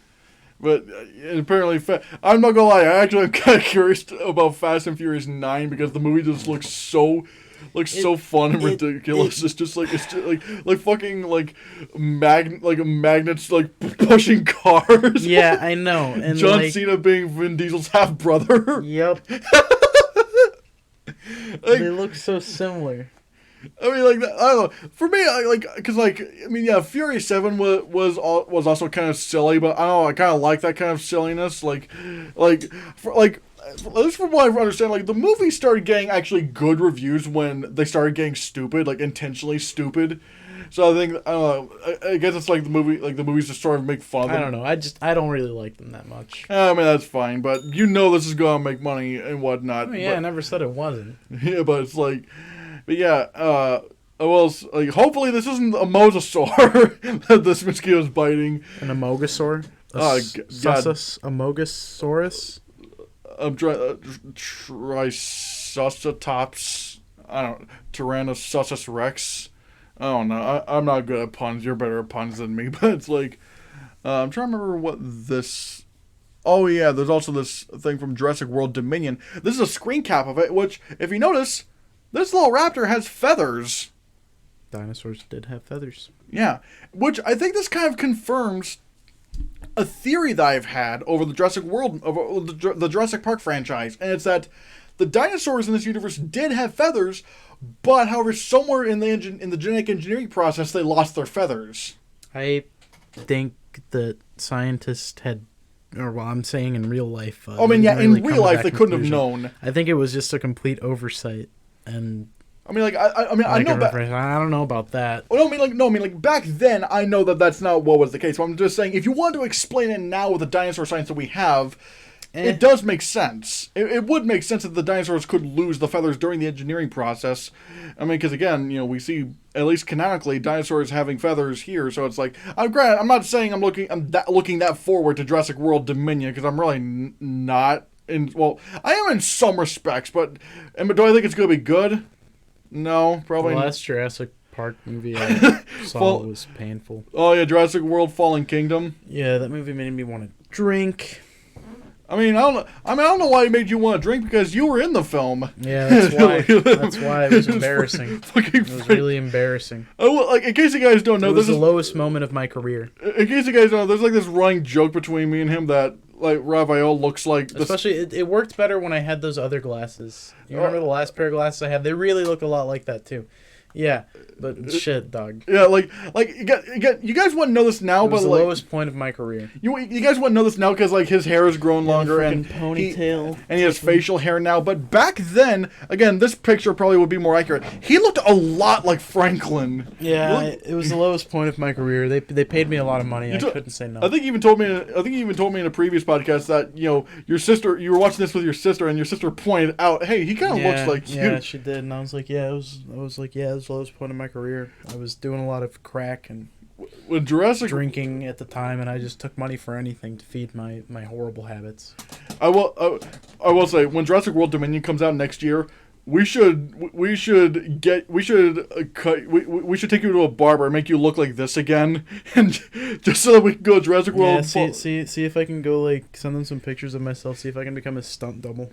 We go to the theater and you look just like Franklin. And it's like, hey, I am actually in this movie. Can we get in for free? It's like, I hope if they have character posters there and we get you a haircut and we make you look like that again, we should, if they have character posters, you just stand next to the. Stand next to him and be like, hey, it's my twin brother. No, it's you. Yeah, it's you.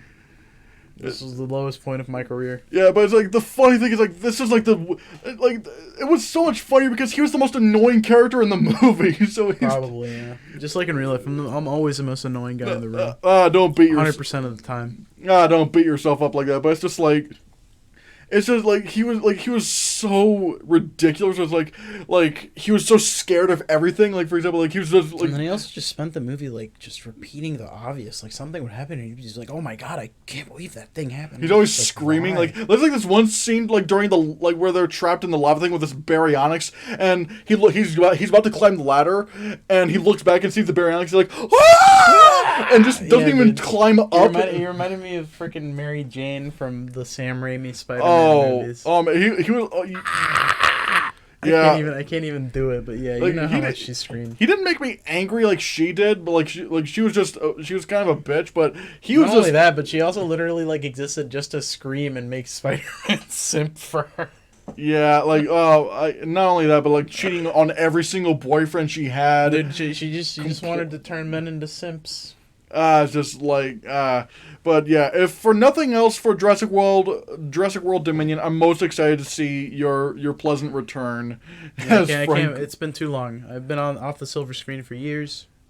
In rehab, you know. But the weird thing is, like, Justice Smith, the actor, doesn't even look like you. It's just when he plays Franklin, he just looked like you from like. I think it's mostly the hair. The hair, the glasses, like it's just. Yeah, the hair and glasses for sure. It's just so. Also, you know the funny thing is the character Franklin. My dad's name was Franklin. Ah. So it's just you get a double dose of cringe with this. Get a triple dose. Grand Theft Auto 5. There was a guy in there. His name was Franklin. But at least Franklin in that game was cool. But it's just this. Don't hate me because I'm beautiful. But yeah. Yes, haircut. That meme is great. I will say. Bitches on your dick. Oh boy, but yeah, guys. Jurassic World Dominion is coming. All I will say, apparently also like most of the cast from the Jurassic Park movies is coming back. Like not only the trio like Sam Neill, Laura Dern, and Jeff Goldblum, but like the 2 kids are coming back, or whatever. But it's like everyone's coming back, but it's like even the character Dodson is coming back. Not the same actor because apparently the actor who played Dot, you know who Dodson is? Mm-hmm. Yeah. Not the actor isn't coming back because like apparently the original actor was like a sex offender or whatnot. So they got like the guy who played. So they're getting the guy who played like Peter Parker's dad in the Amazing Spider-Man to come play him. But it's like Campbell Scott. That's what his name is. Mm-hmm. But it's like it makes me wonder what's this movie gonna be about. It's like and like Chris Pratt even said, "Oh man, it's gonna be like the Avengers Endgame of Jurassic Park," and it's like that makes me wonder if they're going to be a Thanos T-Rex. They're gonna have to. Indominus Indom Thanos or whatever. Yeah, something. Or like they have to go back in time and like kill every mosquito back then. It's like, oh, mosquito! And smash the fly swatter and just like, what the fuck? I see one. God, that was so funny. That'd be the dumbest thing ever. They actually have to go back. But then they go back in time and they forget to bring a boat, and they can't get the one mosquito that got the fucking. The Amogusaurus. It's not the same thing. It's not the same thing. Dude, trust me. You're talking about the Amogusaurus, not the Mosasaurus. No. The aquatic one, right? That's Mosasaurus. It's not even the dinosaur. You're right. Sorry. They're not going to be able to get that mosquito because Chris Pratt's going to see. He's going to bring binoculars, but he's going to forget to bring a boat. He's going to see it. He's going to be like, guys, I see the last one, but we're screwed because we can't invent a boat. Nobody brought a saw.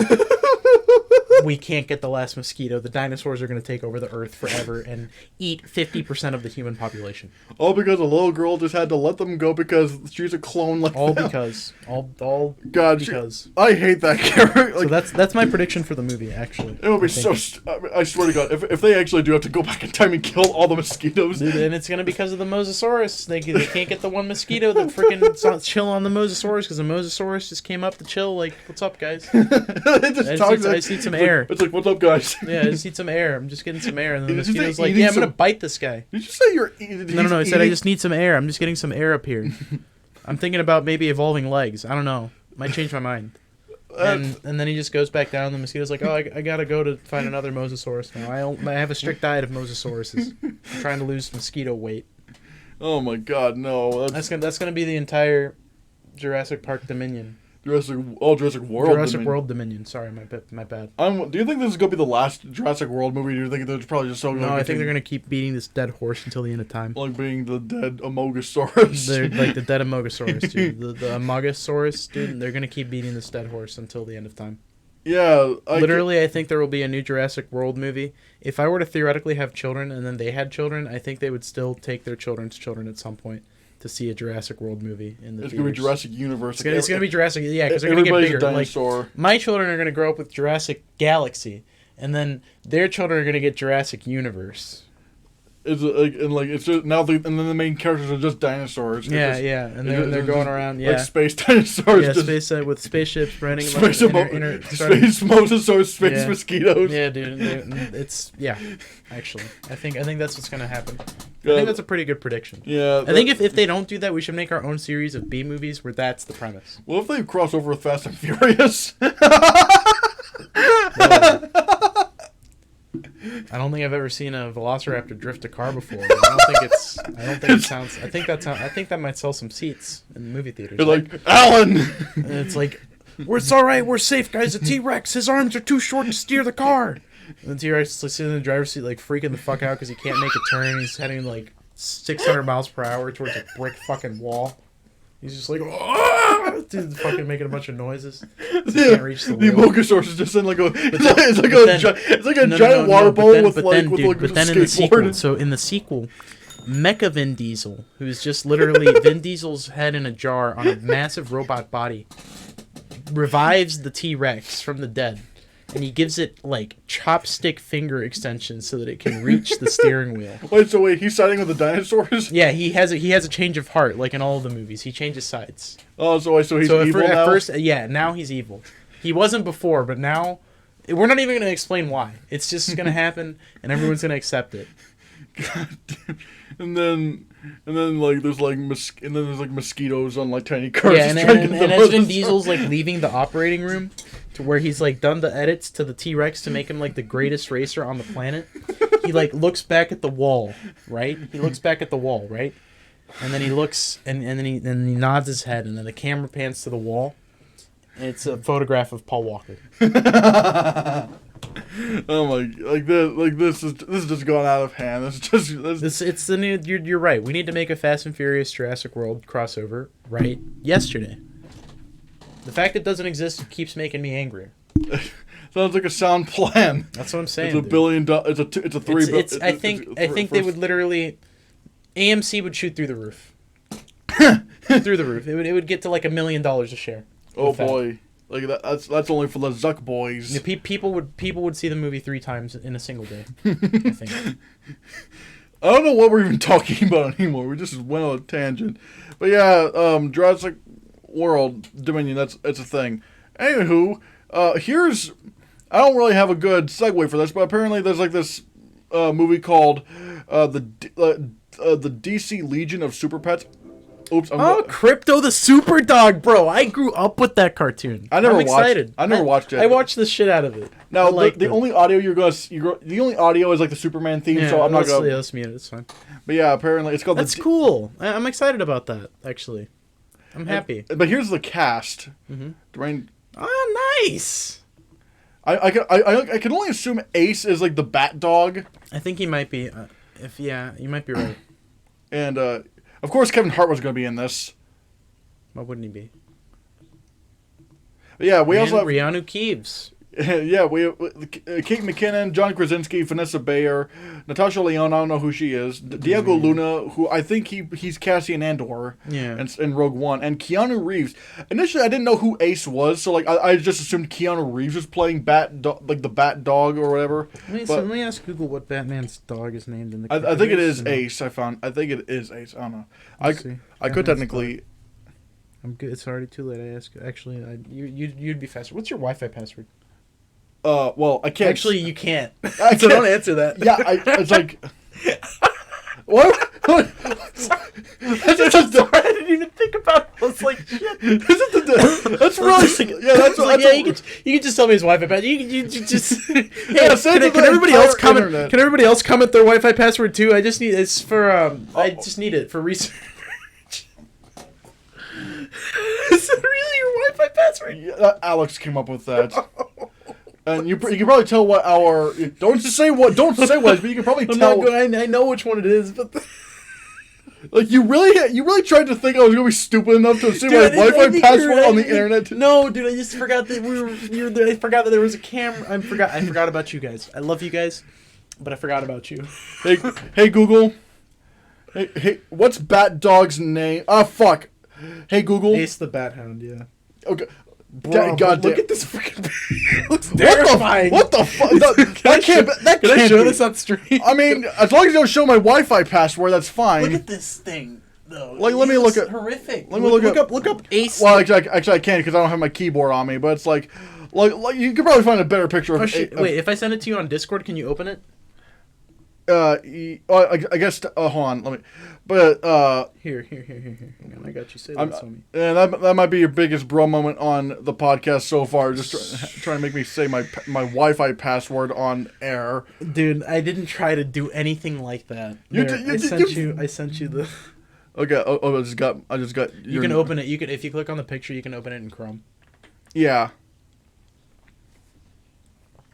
Why don't you also send me my Wi-Fi password? Yeah, here, dude. It's Don't. I'm not gonna say your fucking. I don't know that. Christian, you do know that, dude. Who do you think I am? Do you think I'm gonna come in here and freaking say your Wi-Fi password, dude? No, I'm not gonna. Technically, I could theoretically edit it out, but I don't want to. Dude, just because I accidentally tried to get you to expose your own Wi-Fi password. Emphasis on accidentally, because I really wasn't thinking about it. I know. Yeah, hit open original. Fuck. Oh, click on it again. No. Go back. Click on it. Open original. No. Fuck. Shit. Damn it. There you go.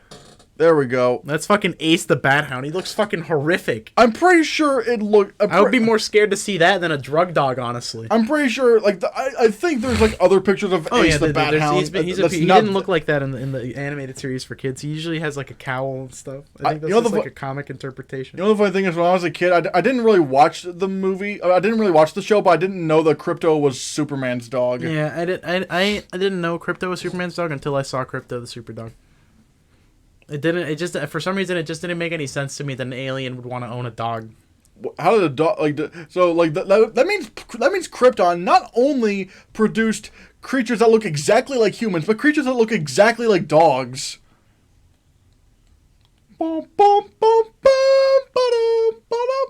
That's kind of weird. Yeah, I mean, that's some weird convergent evolution's a thing, but that's some weird convergent evolution. I mean, yeah.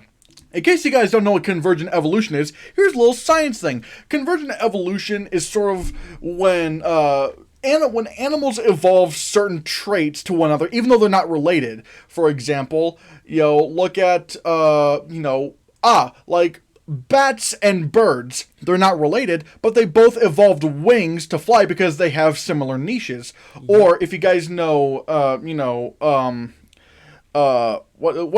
trying to think of another good example. Like, let's say, like, you got, what are those things called? Ichthyosaurs.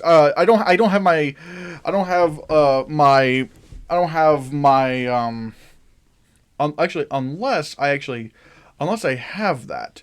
You know what I'm gonna get you, man? What? I'm gonna get you a big dinosaur book so that you can pull it out on stream whenever you need to talk about anything related to dinosaurs, and you can show them like a picture of it and stuff. Ooh, that would be pog. Thanks. Yeah, I'm actually gonna go to BAM tomorrow to see if they have anything like that. Ooh, thanks. Actually, yeah, here's actually a good example. Oh, I know that's a Mosasaurus, not an Ichthyosaur. Oh yeah, you can see the mosquito on him. But then again, like this could also probably God damn you. Sorry, bro. It's like, yeah. Notice how this Mosasaurus has like a fluke like a fish and whatnot, has fins. Well, this is actually a reptile. It's not actually a fish. However, because it lives in a similar niche as fish, these evolutionary adaptations help it, survive under where it lived underwater. Same with like dolphins and sharks. They both have like dorsal fins, but shark is cartilaginous fish and dolphin is mammal. Yeah, basically, convergent evolution is animals evolving similar traits in order to survive in similar habitats, even if they're not related. A good phrase for it, bro. If it works, it works. If it ain't broke, do not fix it. Yeah, if it ain't broke, don't fix it. That's actually a great analogy right there. But regardless, I don't know that much about the super pets. I think there's something called Beppo the space monkey or whatever. I don't know what the fuck. Beppo. Wait, I need to see this. Hey Google. Beppo. Super monkey. I told you his name was Beppo. Beppo the super monkey. Wait, does Superman own a monkey too? Wait, no, hang on. So Krypton is fucking smoking with freaking convergent evolution. It's covered in complete convergent evolution, bro. They got freaking. There's even there's a super cat. I remember there's a super cat. Superman has a super cat, which means Krypton is so similar to Earth that they have human-like creatures, dog-like creatures, monkey-like creatures. I guess that kind of goes with saying. I think that goes with saying with humans. I guess because humans had to. Got to come from something, isn't it? even though he's not really human, the human form had to come from somewhere. Man, Krypton is. Granted, we're talking about the logic of super pets. It doesn't matter. It really does not matter. But it's just like, but yeah, again, you know more about Krypto the super dog and whatnot. No, it's been years since I've seen the cartoon, but yeah, I know who he is. Yeah, but yeah, what do you think of the idea of? I'm excited about it, honestly. It's kind of, it's obviously nostalgia for me because I kind of grew up with those cartoons, but I think the animation looks pretty good. I'm excited about the voice cast that they have. I wonder coming if in for Keanu that. Reeves is playing. Yeah, me too. And I hope it's Beppo the super monkey. Oh my god, if he plays Beppo the super monkey, that will be like Bro, that'd be bananas, dude. I fucking hate. You go in the corner. You actually, you're already in the corner. Sorry, bro. I'm already here. God, it's just that is such a shitty joke. I'm sorry, bro. I didn't mean to let that slip. But knowing that Kevin Hart is playing Batman's dog, that is an interesting juxtaposition because Kevin Hart, he's all like, he's a little man. He's always hyper and whatnot. Whereas Yeah, I'm just happy that they're finally throwing him a bone. I hate. Why do you keep doing that? Why do you keep? Sorry, man. You keep making I this. didn't mean to. Where I'm losing subscribers. That's cringe. I'm sorry, bro. I'm sorry, dude. I've tried. Damn. I have an addiction. More like an adoption. But yeah, regardless, I don't know that much about this. Although I will say the fact that they're doing the Super Pets. Oh yeah, it's coming out next year apparently. Yeah. I gotta say that, and once again, this is kind of going with the DC thing where it's like they have the cinematic universe, but they also do separate things as well. So this is interesting. I'm wondering who these characters are playing though. Like John Krasinski being in this, Diego Luna and Kate McKinnon, Vanessa Bayer and whatnot. But yeah. What do you think Keanu Reeves will actually? Granted, we don't know who else. The only pets we know are in this movie are Ace and Krypto. Yeah, Ace and Krypto. Do you think Beppo the super monkey will be in this? And I hope so. I mean, I freaking hope so. I hope that Keanu Reeves will be voicing Beppo the super monkey. God, this is just. I can't even believe I can't even really even saying this. Like I hope Keanu Reeves plays Beppo the super monkey. It's such a weird name, Beppo. Like, what kind of name is Beppo? Like, it's just straight silly. up monkey business, dude. I sure. You know what? Fuck it. I'm just going. You know what? Hold on. I'm gonna make you pay for that joke. Hold on. I don't know what you mean. I didn't do anything.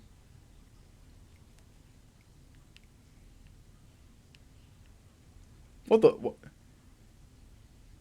Well, apparently it was connected to the. Come on. I'll be here all week. I think every time you make a shitty joke, I'm just gonna play that. Yeah. Yeah. I'll be here all week. I was trying to think of a shitty joke. I can't. I'm not on the. I don't do. I'm not. I don't really. Make, yeah, you don't friggin' spend your time thinking of. Wait, which joke can I say that'll be the most garbage? You literally took an improv class, so it's like you have better experience than me when it comes to that. Yeah, for like a year. Yeah. I mean, still that's more experience than I have. Yeah. You should consider doing it though. I mean, you can get into those. I don't have money though. I mean, okay, technically I do have money, but it's like right. Yeah. But it's like I bills to pay and mouths to feed. And plus, like, but yeah. Regardless, I'm interested to see what they do with Super Pets. I don't like. But yeah, we'll have to see how this works. We'll just. Oh, I just realized this means that this is Dwayne Johnson's like second recent DC role because he's also playing Black Adam. Yeah, I heard about that. Yeah, I think it's gonna be pretty cool. Yeah, I like Shazam. I did really like Shazam, and ever since I played Injustice, I always thought like Dwayne Johnson would make a killer Black Adam. Bro, you remember the part in Injustice where frickin' that thing happens to Shazam? You know what I'm talking about? Oh yeah. Ooh. But yeah, like sounded like it kind of hurt when I was a kid. Yeah. Regardless, yeah, I'm interested to see what they do with Super Pets. It looks kind of silly. Oh, Graham, we don't even know what. It might be the most super serious drama that you've ever seen. Yeah, like Beppo the space monkey gets choked out with wire. Just Hope not. But I mean, I don't know if that's really a thing you could get away with showing on anything. But the space monkey getting choked out with a wire that's like I don't even, blood. you can't. He's a super monkey. You can't do that to him unless it's made out of kryptonite. Yeah, kryptonite wire and whatnot. He's just like, ah! Yeah. I can't think of a monkey pun or ape pun or whatever. But regardless, yeah. What do you guys think of Super Pets? What do you think of Dwayne Johnson voicing Krypto? Did you ever watch Krypto the Super Dog? I didn't. Krypto, the super dog, up and away. That's how the theme song sounded like. Oh, my brain is just. I wonder if I think it might be on HBO Max. I don't know. Maybe. Do you still have HBO Max? Yeah. Okay. Yeah. Okay. Yeah. Luckily, I have it too. But yeah. Regardless. Yeah. Speaking of DC, apparently there's this thing called Blue Beetle. There's a Blue Beetle movie coming, and it's going to be releasing on HBO Max. I don't know. I do not know much about anything about Blue Beetle. I don't know, man. He kind of bugs me.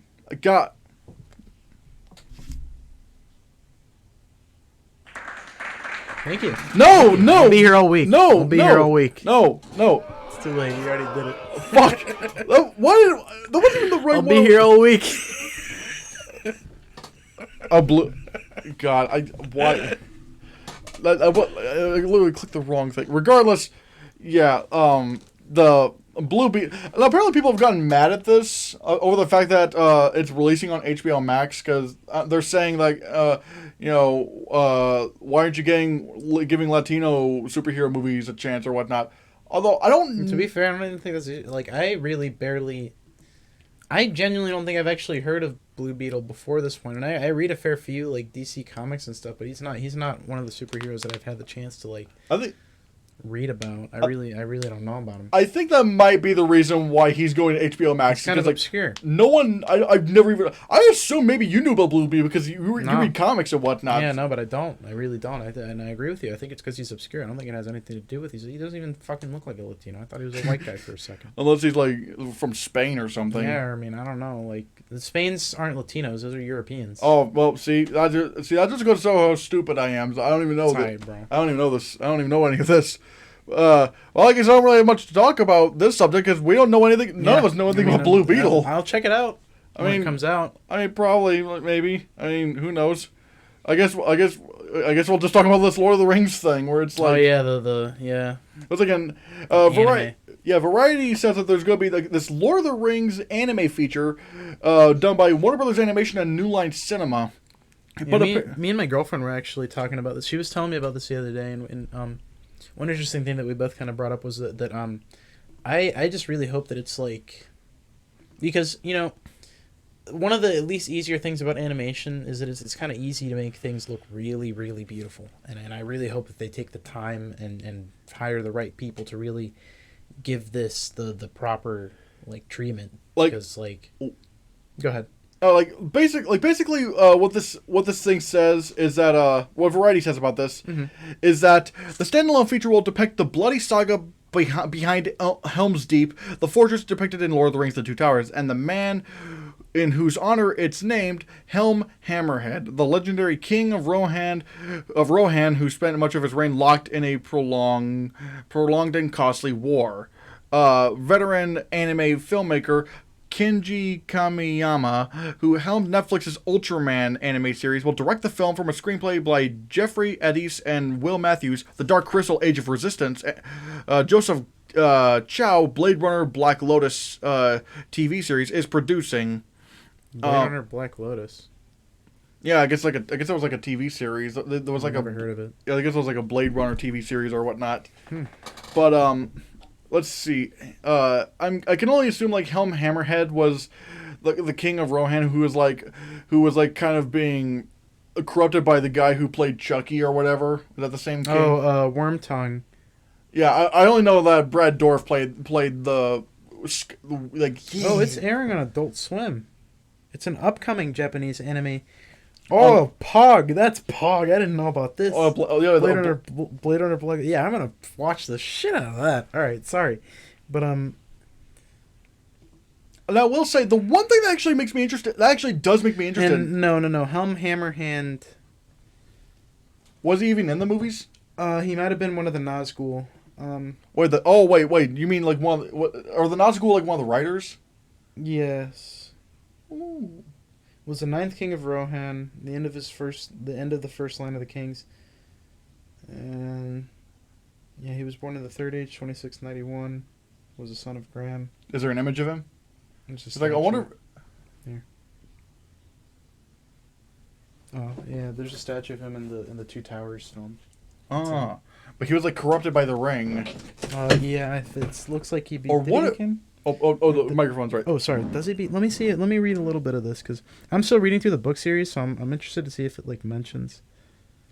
I will say the one thing that actually does make me interested in this is that, if I'm not mistaken, this is supposed to be like. Okay. In the video game Middle Earth: Shadow of War, which I actually have played, but I didn't finish because kind of was a cash grab instead of a game. They had a lot of loot box mechanics and stuff, which made the game really not fun.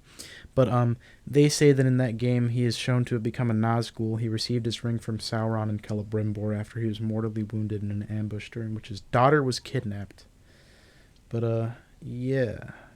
What makes me really interested in this is that this is actually going to be like a movie. Yeah. Like a theatrical film, Yep. which That's what my girlfriend was telling me. Because at first I thought it was going to be like a Netflix series. or straight to DVD, Yeah. like their DC movie. But I'm actually kind of hyped about it now, and that's why I was saying that I hope that they make it look breathtaking, because that's I mean I'm sure they're going to. And I will say that's probably risky doing an anime film for Lord of the Rings, because it's like. Anime is not really that. I mean, like, here's the thing: there's definitely a section of people in the United States that are interested in anime. But if you're talking as myself, but if we're talking about like worldwide, like a big kind of box office thing, most people in the United States don't watch anime movies.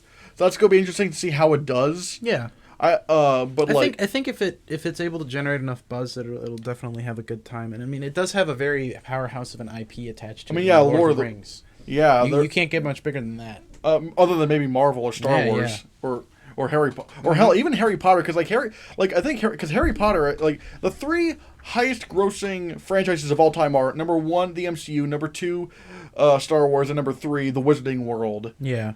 So yeah, but that does make me pretty interested in this Lord of the Rings animated movie. Trying to think, and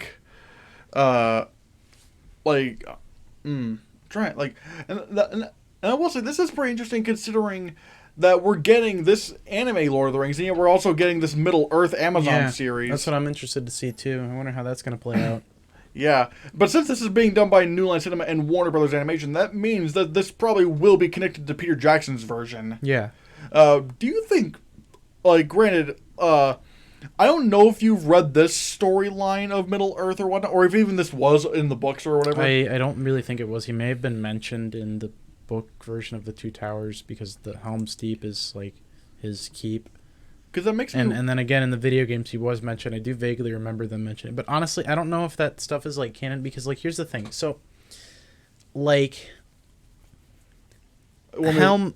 When we see if Shadow of Mordor is Shadow of War. Not Shadow of Mordor. Shadow of Mordor was the first game, but Shadow of War. Because the problem with him being a Nazgul, right, is that he lived like 4,400 years or something after like the creation of the Nazguls and all of the rings. So like it wouldn't really have made sense. Like I think the most commonly accepted thing is just the creation of the Helm's Deep keep and the wars in his during his reign, which I'm sure are described in the books to some degree. When I get to it, I'll let you know. But yeah, I don't know if he became a Nazgul. I don't think that's a thing that happened to him. Because it makes me wonder if we're going to be seeing, or in this case, hearing any cast members from Peter Jackson's movies. Nah, the only one that might have been alive, I think, would have been like maybe Elrond or something like that. Because the elves like live forever. Or Yeah, whatever. they live for a couple thousand years. They actually, I don't even really think they die unless you like physically kill them. I think they just go off to the west because, so they have ships, and this is kind of touched on in the Silmarillion, which is an interesting concept to think about. So originally, when the Earth was created, or their planet Arda was created, it was flat, and they shared lands with the Aoinur, which were like descendants of I forget his name, but he's the guy that like basically made the universe happen, like their equivalent of God. They're not even descendants of him. They're really just extension, like different manifestations of his thoughts and feelings. So they lived on the same planes as like the mortal men and elves and all of that. Eventually, the ruler Al-Farazon, I believe his name was, the golden one of the Númenórean men's, which were like men. See, the creator. Oh yeah, you were telling me about this because like I was kind of confused at first. Yeah. Of, like how Aragorn was what like when the Hobbit mentioned Aragorn at the end, where it's like Of they call- Númenórean, yeah. So here, yeah, this is actually interesting stuff. So Ilúvatar, that was the name of like the god, right? He created like the planes and he created all the races. He gave elves the gift of like, long life. He gave like dwarves mastery over gems and all of that and smithing. The gift that he gave to men was to die. When elves die, their souls basically like they go to the Westerlands, which at one point was on the same plane of existence because Arda used to be flat. Now Al-Farazon, the Golden One, the king of the Númenóreans, was corrupted by Sauron. He waged a war against him, and then Sauron pretended to surrender to him so that he could be brought to Númenor to sit amongst the king's council and like get him to do what he wanted to do, which is he wanted them to start sacrificing to Melkor, which was another one of the Aoinur, which are the guys that were like extension or manifestations of the thoughts of Ilúvatar, the creator of everything. Melkor was like the manifestation of shadow and death. He wanted to destroy and control everything that Ilúvatar created, because he didn't feel he wanted the power that Ilúvatar had, which was to create. But the only thing that Melkor could really create was destruction and death, and war. So Sauron wanted that king to start sacrificing to Melkor, which he eventually did. But even then, even more than that, he convinced him to wage war against the Aoinur that lived in the lands of the Undying, which was just a foolish thing to do because the Aoinur live in the lands of the Undying. You really practically can't kill them, especially as a human. You might live for like 350 years, but like you're very mortal. And also, if you as a mortal man, I don't think there's been any mortals that have set foot in the lands of the Undying and come back. So like the whole idea is that you pretty much just went over there as an elf or whatever to go spend the rest of your life with the Aoinur because you're passing on. So when they went over there, Al-Farazon and his Númenóreans went over there to wage war against the Aoinur. Ilúvatar actually intervened and separated Arda, which is like Middle Earth proper, and then the Undying lands.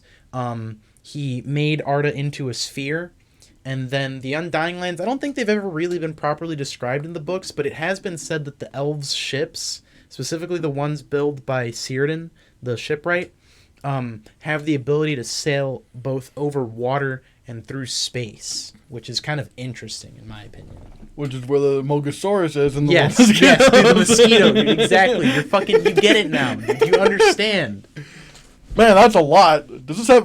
What, do you think anything else going to play into this? See, I think they might mention it at best. Like, I don't know. I don't think. Because like the thing that I find interesting, regardless, This takes place like way after the events of the Silmarillion, because it is technically still in the Third Age. because the thing I realized that it still says the Lord of the Rings, which means this probably happens. Do you think this happens after the Hobbit? And It could be. I think it's probably going to be because if I'm not mistaken, the initial wars like with the men stuff at Helm's Deep would have been against like orcs and goblins and stuff, or the Easterlings or something. So. Because if this does take place after The Hobbit in around, or at least somewhere around the Lord of the Rings timeline, then I mean, and hell, if this does take place in Rohan, like, do you think we could see Carl Urban's character? It's possible. Well, see, that's the thing. It all depends on where this ties in. Like, where? Yeah, I think that any of this would have taken place, like, or at least this, right, would have taken place, like, not long after Helm's Deep itself was built. And I don't know if they ever establish a time for that in any of the movies or books. That's why I'm waiting to report back to you on that, because I think the books might clear that up. But yeah, because you're probably like, as far as I know, you're probably the go-to Lord of the Rings expert, right? That I know. So far, I'm trying to finish the books. I'm getting through the first one though. Should have them. I think I'm gonna try to finish the first one in this next week. I just realized, has anything ever come out chronologically after Lord of the Rings? I don't think so. No, they've had The Hobbit, which is before, and also the Silmarillion, which is way before any of the. It's literally it's like the Bible in the sense that it describes the First Testament. Yeah, it describes how the world was created and who created it. It's literally like a creation story, actually. Do you think but in like Lord of the Rings, it's pretty much like the end of it, which and whatnot. No, as far as we know, it ends with Sam and Frodo saying goodbye to each other, and Frodo fucking off with the elves because he was a ring bearer and leaving his homeboy to raise a wife and kids. I didn't cry at the end of the third movie, I swear. I figured you did. I did. I cried. I was like, Sam and Frodo, they were best friends. And my girlfriend was like, dude, it's okay. Don't cry. And I'm like, it's too late. I'm already crying. I didn't cry. I didn't cry during that, but I did. But it was. Dude, it depressed me. Cool. It was a good ending because finally Frodo, gets to rest. What is he? Does that mean he's dead now? I mean, see, that's the thing. We don't really know. It's because he's sailing with the elves to go to those undying lands I told you about. He's gonna sail through space on the elf ship and then go join the Aonar. And go join the Amogusaurus. The Amogusaurus, dude, with the mosquito. But for real, so it is said that once you get there, you practically like stop aging. Nothing really ages. So he just lives forever. Something like that, or you do die and you eventually go to like the spirit realm or something. Maybe that's what it's like a metaphor for. I don't know. I've always wondered, what were the hobbits... I've always wondered what the Shire was doing while all this crazy shit was going on. Oh, like nothing. That's the thing about the hobbits. They like try to close themselves off from the outside world. Yeah, it's just that's why I find like while like the plain battle with like all those elephants and whatnot that are going, the hobbits are just like, hey, I want a drink. Yeah. It's like they're just living a happy life. Well, yeah, I mean, to be fair, like, especially back then, like, well, I say back then, but, like, in times like that, you wouldn't have really known about something like that unless you encountered somebody that was there. Yeah, that's actually, even though this is not Lord of the Rings, that's actually why I don't really, I can actually buy into, like, in the Star Wars sequels, Luke Skywalker and the Jedi becoming, like, this myth and whatnot. That's why I kind of buy into that, because it's like, or like not a myth, it's like a fable and whatnot. Like no one really knows if the Jedi exist or not, because it's like, I mean, space is gigantic. Not only that, but like before that, the last thing the Jedi did was literally get exterminated. Yeah, and then also Palpatine made sure to delete all records. I mean, like, of them and burned all mentions. No, I mean, I was literally talking about like in the Star Wars sequels, like the Disney era. Like, yeah, because it's like. But I mean, all that stuff is still canon. Order 66. Oh yeah, yeah. I'm saying like all that piled up on top of each other. Yeah. It's Yeah, because it's like if misinformation spreads through the United States that quickly, well then space is pretty much is a lost cause. And especially but yeah. But yeah, I know this is a lot. This is pretty much. I think this was pretty much more of a flex on how much you know on Lord of the Rings than talking about this anime series. But sorry about that. It's fine. Will I just like push in, like have the edit like push in on you, and like it just has more. It just has the Curb Your Enthusiasm thing like slowly creeping in. I'm not gonna do that, but it's just like the done. I think you should. It might be kind of funny. Your voice just slowly like mutes out, and while the Curb Your Enthusiasm thing just slowly creeps in. Dude. I love it. It just says this goes on for 5 fucking minutes. Sorry, bro. It's fine. No, it's fine. But it's like it'd be really fucked up if I did that. But regardless, Yeah, guys, what do you think of the idea of a Lord of the Rings anime series? Do you think it's going to be kawaii? Do you think there's going to be like that cute animal sidekick? Do you think there's... I think we're going to see Gollum. Oh yeah, Gollum's been around for a long time. Gollum has literally been around for fucking hundreds of years. Thousands, actually, maybe. Do you think he would show up? Yeah, it's possible. He was definitely alive. But here's the thing about Gollum. Like, he literally spent his whole entire existence up to Frodo finding the ring, sitting under a cave, bashing fish and rats over the head. Bilbo. Like, Bilbo got the ring. Yeah, sorry, Bilbo. Bashing fish and rats over the head with a rock to eat them, to barely... Because the ring granted him unnaturally long life. He didn't die. He kept getting uglier, older, and more lonelier, but the more lonelier he got and the more time he spent with the ring, he both developed an affinity. And this is actually mentioned in the first few... Not the first few pages, but like the pages of The Hobbit. I know, dude. This is going to be short. This is going to be short, and it's actually 100% related to everything. No, I know. It's but funny. Gandalf tells... Because he eventually has to explain to Frodo about Gollum, and then Frodo and Gandalf talk about, like, you know, who he is and what they know. But Gandalf tells him that, like, Smeagol literally, like, grew to both love and hate the ring. Love it because of what it is and its magic, but hate it because no matter how much or how little he ate, he always hungered. He basically, you know, didn't really sleep and stuff. You know, life was long, but not that enjoyable. The longer I forgot the exact line it was, but like the longer life became, the less enjoyment out of it he was getting, you know. And that was, to me, a really interesting little tidbit. But it would be interesting to see him, although I think the most extent you'd see of him is hearing his voice like from a cave or something. Because I really think all he's doing at this point is sitting in a cave, jerking off on the ring. Oh, don't tell me. Fish. But I don't want to think about Gollum jerking off. I don't want to think like his old, like his little Gollum penis. I don't want to think about that. I mean, he was a hobbit, isn't it? I mean, yeah, but I don't want to think about that. I don't want to think about Andy Serkis using the Gollum voice for pleasure sounds. My precious. I fucking. Why do you do this? Why do you always do? You deserve. You deserve. Like. Oh, I thought I was gonna be clapping, bro. No. What was the Clap quote? for me. Why are you booing me? I'm right. Like this is. Just trying to. Hold on. But yeah, like next time. Man, I could. I just realized instead of just doing this, I could have just went. Damn it! Why the ads? The fucking ads! Why the? It's my favorite song. Like. There it is. During your Lord of the Rings. Yeah, but I didn't even take that one. Come on. No, I know. I didn't even It's take just that a one. joke. It's just a joke. Like, Why do it's you fun. hate me so much? I don't. Yeah, moving right along. Oh yeah, we spent so much time on Lord of the Rings. Also, Oops. yeah, Indiana Jones 5. We got this is like really abrupt. Indiana Jones 5 is finally being filmed after being talked about for so fucking long. The Kingdom of the Crystal Skull Part 2, finally. I can't wait. But yeah, like before I get into this, like I should probably lay a bit of context for the Indiana Jones movies. You know the funny thing is, I liked the first 3, but I didn't love them.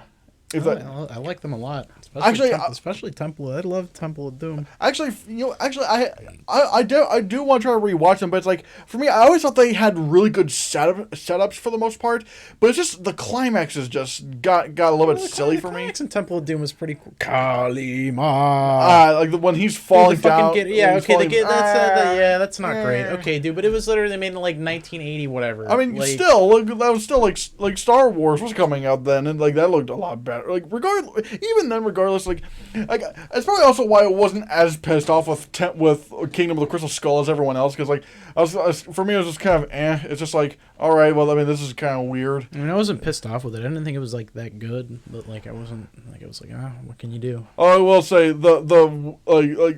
I always thought the movies had like really good setups, but like always kind of fell apart around the end for me.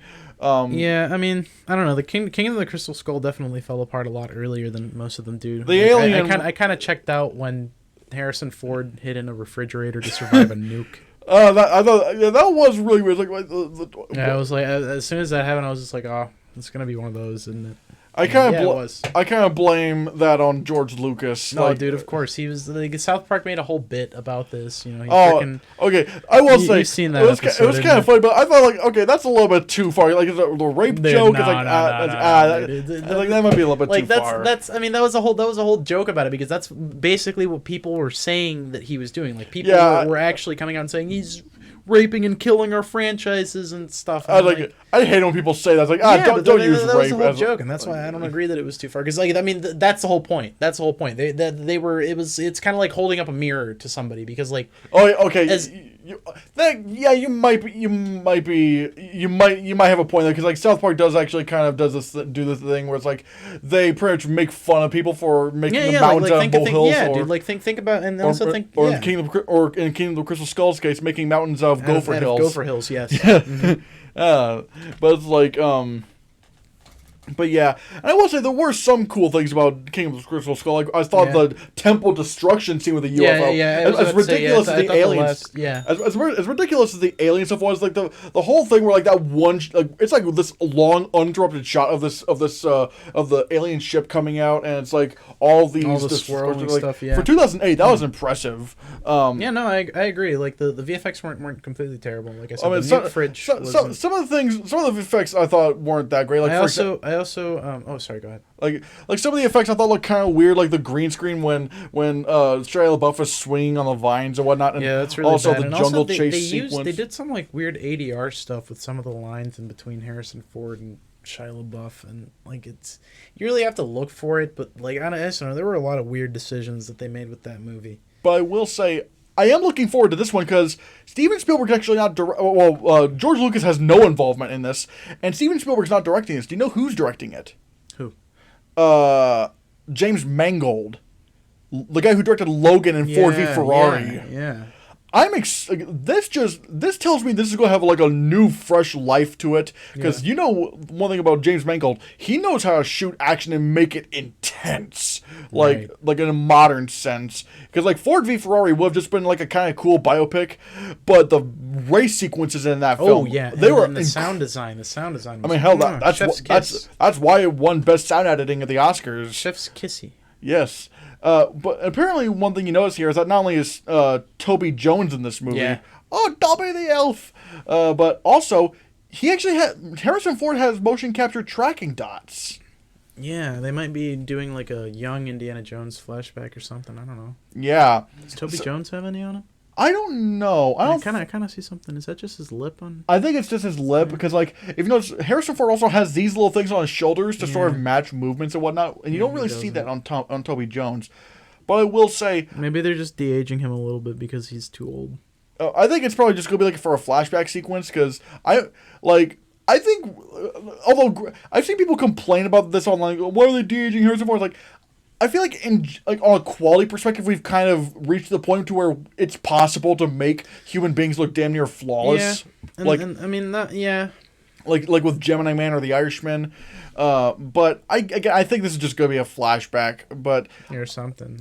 Who knows? It could do the whole movie with a de-aged Indy. But I mean, who knows? Crazier things have happened. I hope it looks. I mean, at this point in time, it should look great, considering how far we've come and whatnot. If they take their time and they put their resources in the right place, it should for sure. Yeah, definitely. But what are your thoughts on Indiana Jones Indiana Jones 5 finally filming and and whatnot? I'm excited about it because George Lucas isn't involved at all.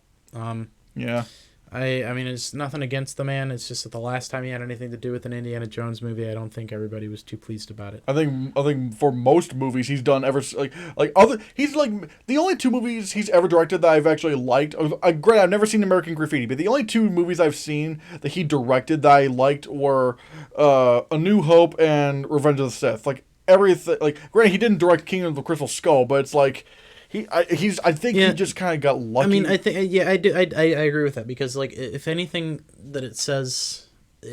speaks to that is the fact that like he created the Star Wars franchise, but he is not responsible for what many or at least directing wise, he's not responsible for what many consider to be the best Star Wars movie, and that at least in my opinion, from what I've heard from a lot of people, is Episode 5, The Empire Strikes Back.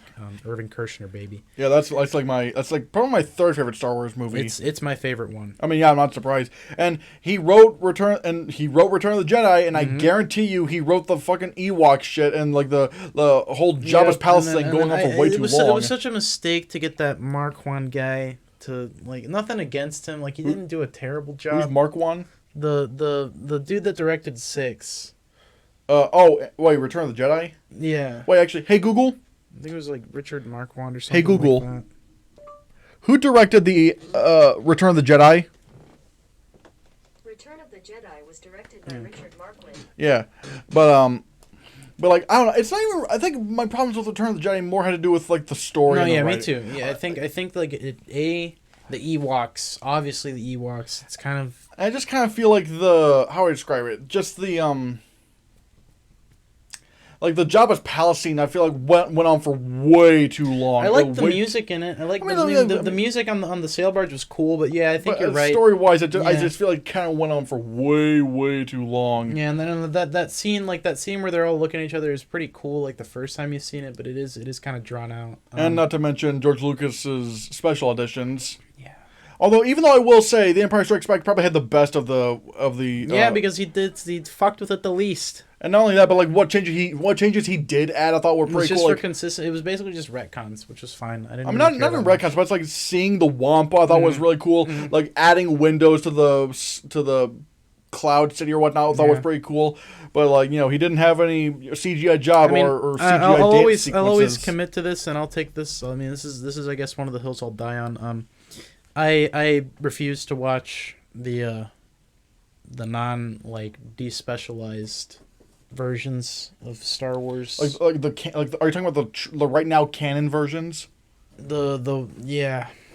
Because like right now I have to watch them because for one they're on 4K on Disney Plus, but also yeah, I mean that's fine, but like they have 4K 77 and Project 4K 83. I'm more excited for Harmy's despecialized versions because like with 4K 77 they're just taking the scan and they're just taking the film and scanning in 4K, whereas Harmy's actually trying to like I'm excited for that too, but for now like that's the best you can do. And Harmy's despecialized editions, like I have them.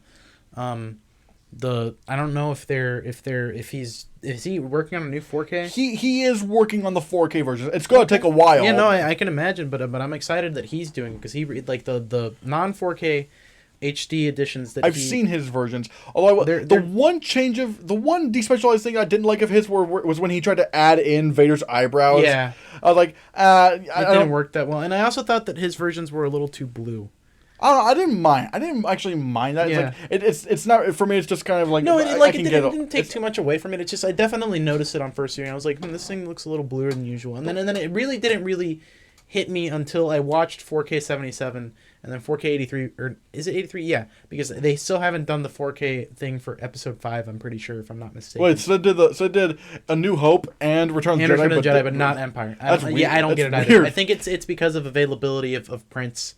Or what they have to work with, but yeah, and those were what made me notice the blueness of Harmy's. But either way, I think Harmy's is the best way to watch those nowadays. Yeah, because again, it's gonna get even better once he finishes that 4K stuff. Yeah, because I'm not trying to describe 4K 77. What they're doing is great. It's I said, all they're doing is just scanning in 4K instead of actually trying to remaster it like Harmy does. Yeah, no, yeah, I understand that completely. Yeah, but I agree with you there. Yeah, but like I said, I do really like like I said, the only special edition, the only change of his I didn't like was when he tried to re-add in the eyebrows. Not only because it just didn't look bad, it didn't look good, but also I think it kind of makes sense that his eyebrows would disappear, be burned off permanently because he literally made contact with I mean, magma. Although, granted, I get why he did add them back in because he's trying to keep them the way they were back then. But I don't know. I feel like there's a version of the Star Wars trilogy out there where it's like the good special edition changes, at least for me anyway, are still in there, but the bad ones are not in there. But again, that's never gonna. I would have to do that myself. I'm not that patient, so I just gotta take what I can get. Not only that, it's like you said, it's tedious. Yeah, so right now all I've got is the ones that are on Disney Plus that are in 4K, which sadly Disney can't do anything about the special editions because George Lucas probably made them keep the special edition changes, at least until he dies or whatever. He literally refuses to give the theatrical prints of the original Star Wars films. You know that thing that's like that like contacts all the directions, like, hey, this film you've made, it's art. We want to preserve it.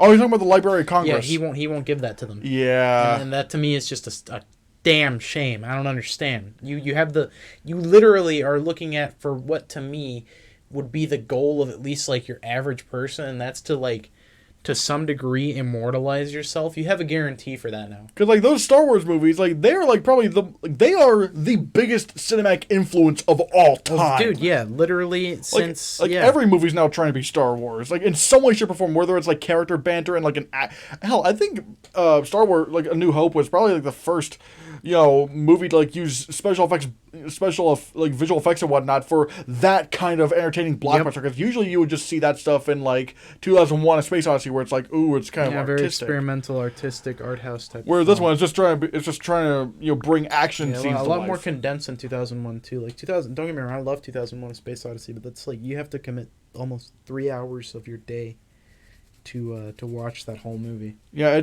I have it on 4K. I actually bought it on 4K. Have you watched it yet? Not on 4K. I've seen it before. I did really like. I don't know what the fuck the ending's supposed to mean, but I think it's. Yeah, I know it me means neither, dude. I'm also afraid of the space baby, though. That thing speaks to my soul.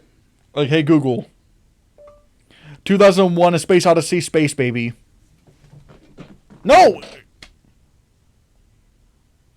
Hey Google. 2001: A Space Odyssey, space baby.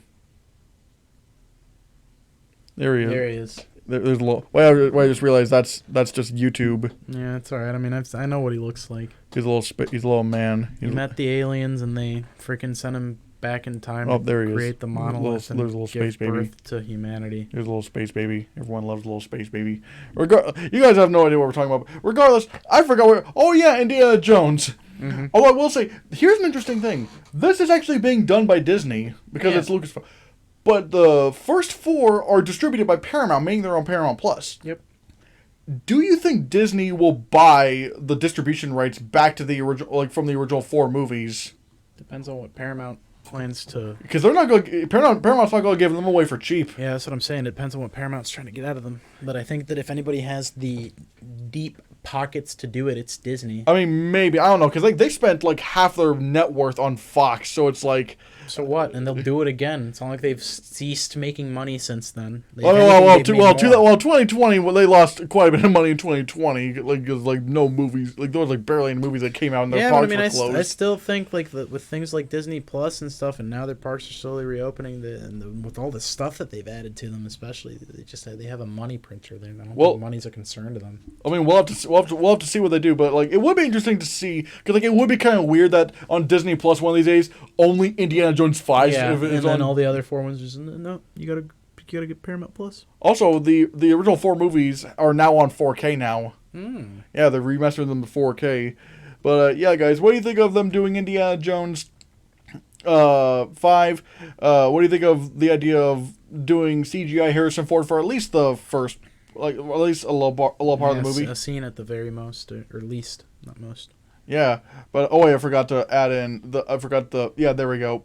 Yeah, let me know your thoughts on that.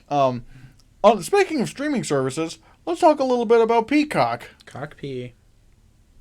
Wait, no, that's dirty. That's just. Yeah, I didn't pretend I didn't say that. Okay, well, it's on the internet now. Fuck. Well, yeah, but do you have Peacock? I actually do not have Peacock. Do you have Xfinity internet? Yeah, I do. Yeah, because I think depending on your plan, like you can get. Yeah, actually, they were talking to me about that. I gotta finish doing that because I also need. They also give you a free streaming Yeah, device. they give you one free streaming device. Although like it's the what was it? The Xfinity what was it? Like I don't know. I'm not sure what it is. And I that was actually my first ever streaming device. Then I Is it good? switched. I mean, yeah, it's pretty good. Like I already have an Amazon Fire TV. Am I going to be using that over a Fire TV?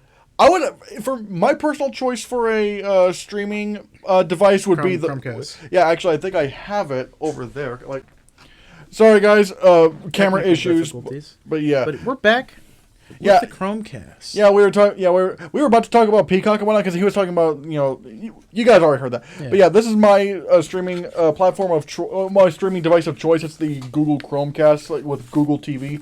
Like, funny thing, I got this in like when this thing launched, it came with HBO Max. Really? Of course, not for free. You still have to be subscribed to it and whatnot. But it's it like came with it installed and stuff. I'm not installed. But Oh. I mean, like unlike Roku, with like although I it was like instantly available. yeah, although I still to this day don't blame Roku for that. That's Right. still like HBO Max was trying to strong arm, Roku. Roku and Yeah. whatnot, and it also has Peacock, even though it doesn't say it on here. Which, Yeah, that's cool.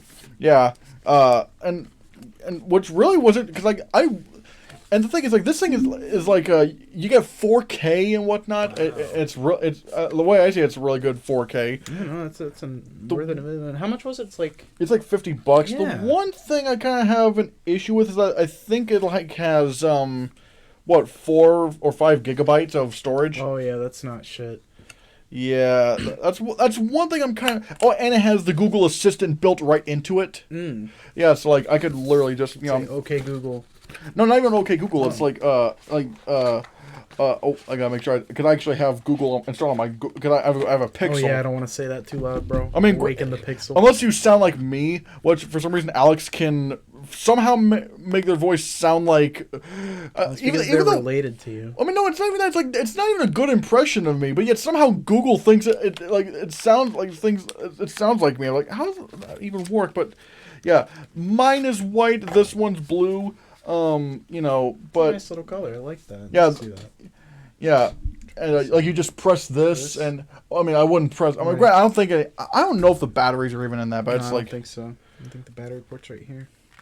yeah, honestly, for what it is, I would suggest it.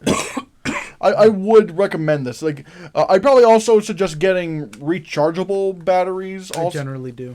yeah, rechargeable batteries for this. But like, also if you notice, it also has a YouTube button that can take you directly to YouTube, a Netflix button. Nice. Even though that's nifty. Even though, granted, I don't use Netflix as much as some other streaming services. Yeah. But like like I said, it's a really good streaming service, especially for $50. Like that's yeah. it's insane how cheap. But I will say I am more excited for like what because there probably are going to be future Google Chromecasts in the future. So it makes me wonder. Maybe ones with some more storage. Yeah. That's the only thing I think I need. If it just had more storage, like let's say if it had like what would you say would be like a good amount of storage for a streaming device? I'd say like at the least, like I don't know, definitely more than 4 or 5 gigs. Like I was thinking like lowballing, like, like 50 gigs, something like that. And, like, maybe even at least 20. And like I tried to buy some things that would like card, not like trying to buy that whole thing over there, the gray thing that to extend. Oh. But however, even though I spent over $100 on an both of external them, hard drive, yeah. it didn't work. Wow. Even though I watched a YouTube video saying it did, I'm like, well, now I just wasted $100 on a bunch of bull. So like, why didn't it work? It didn't register as any kind of external storage, even though the video I watched or videos I watched And said all they that, did was plug it in. No, I mean like when they plugged in like the external storage and whatnot, it said like it would. You could go into the storage settings onto your Chromecast once you plug all that stuff in, and then it looks like you can have it register it as an external storage. But it just didn't work. Mine just didn't work, and now I just have $100, and now I just. Well, I mean, at least you can use the external hard drive on your computer. At least. Perhaps I didn't think of that before. No, you can for sure. You just gotta plug it in. That's it. Do you think that would? It's not the same as a graphics card. Regardless, the reason why we're talking about this is because we were talking about Peacock, this new streaming service. Oopsies. Windows capture. Let me try to Yeah, there we go. Yeah. Sorry, guys. If you can still... Yeah, I think you can probably... Yeah, well, I mean, yeah, you will be able to still hear me or whatever. What am I saying? I don't know. What are you saying? But, yeah, like I said, like here are our profiles. Like, I have Christian, T-Rex. Alex doesn't even watch The Office. I just did that to fuck with Alex. And also, Asan. We have a roommate named Asan, and I made him a minion. But I just also said Amogus because I don't know why. Oh, wait. Is Stephanie in? No. My mom texted me. Oh, okay. But yeah, here's like some of the stuff you can get. Like you can get like this regular Peacock. Like you can get some Office characters. As you oh yes, the Amber Ruffin. I don't know who she is. There's Saved by the Bell. I don't watch Saved by the Bell. There's WWE. Again, I don't watch WWE. Punky Brewster. Again, I don't watch that. Psych. Don't watch that. Like Parks and Rec. I mostly don't watch most of these. You guys would probably know if you. You should definitely check out Parks and Rec if you like The Office. Parks and Rec is pretty good. I've only watched a little bit of The Office. I've only watched a little bit of it, including Scott's Tots. Dude, the cringiest episode of anything to ever air. But like good cringe. Yeah, like but not it's quality cringe. Hilarious cringe. Cringe is funny. Cringe can be funny, and Scott's Tots is a lesson in that. Oh man, don't make promises you can't keep. Don't make promises you cannot keep. But yeah, you also have 30 like Law and Order. Yeah, you also 30 Rock, Brooklyn Nine-Nine. Brooklyn Nine-Nine. Yeah, this is where we get to the dinosaur. We have Fast and Furious, E.T., Minion, How I Train Your Dragon. Oh yeah, because Comcast bought DreamWorks. Curious George, Trolls. Shrek up in there? Nope, no Shrek. Well, wait. They have DreamWorks characters, and yet they don't have. They don't have Shrek. Which I don't like Shrek, but but he's one of the most popular ones. Yeah, no, he probably is the most popular. Shrek is love. Shrek is life.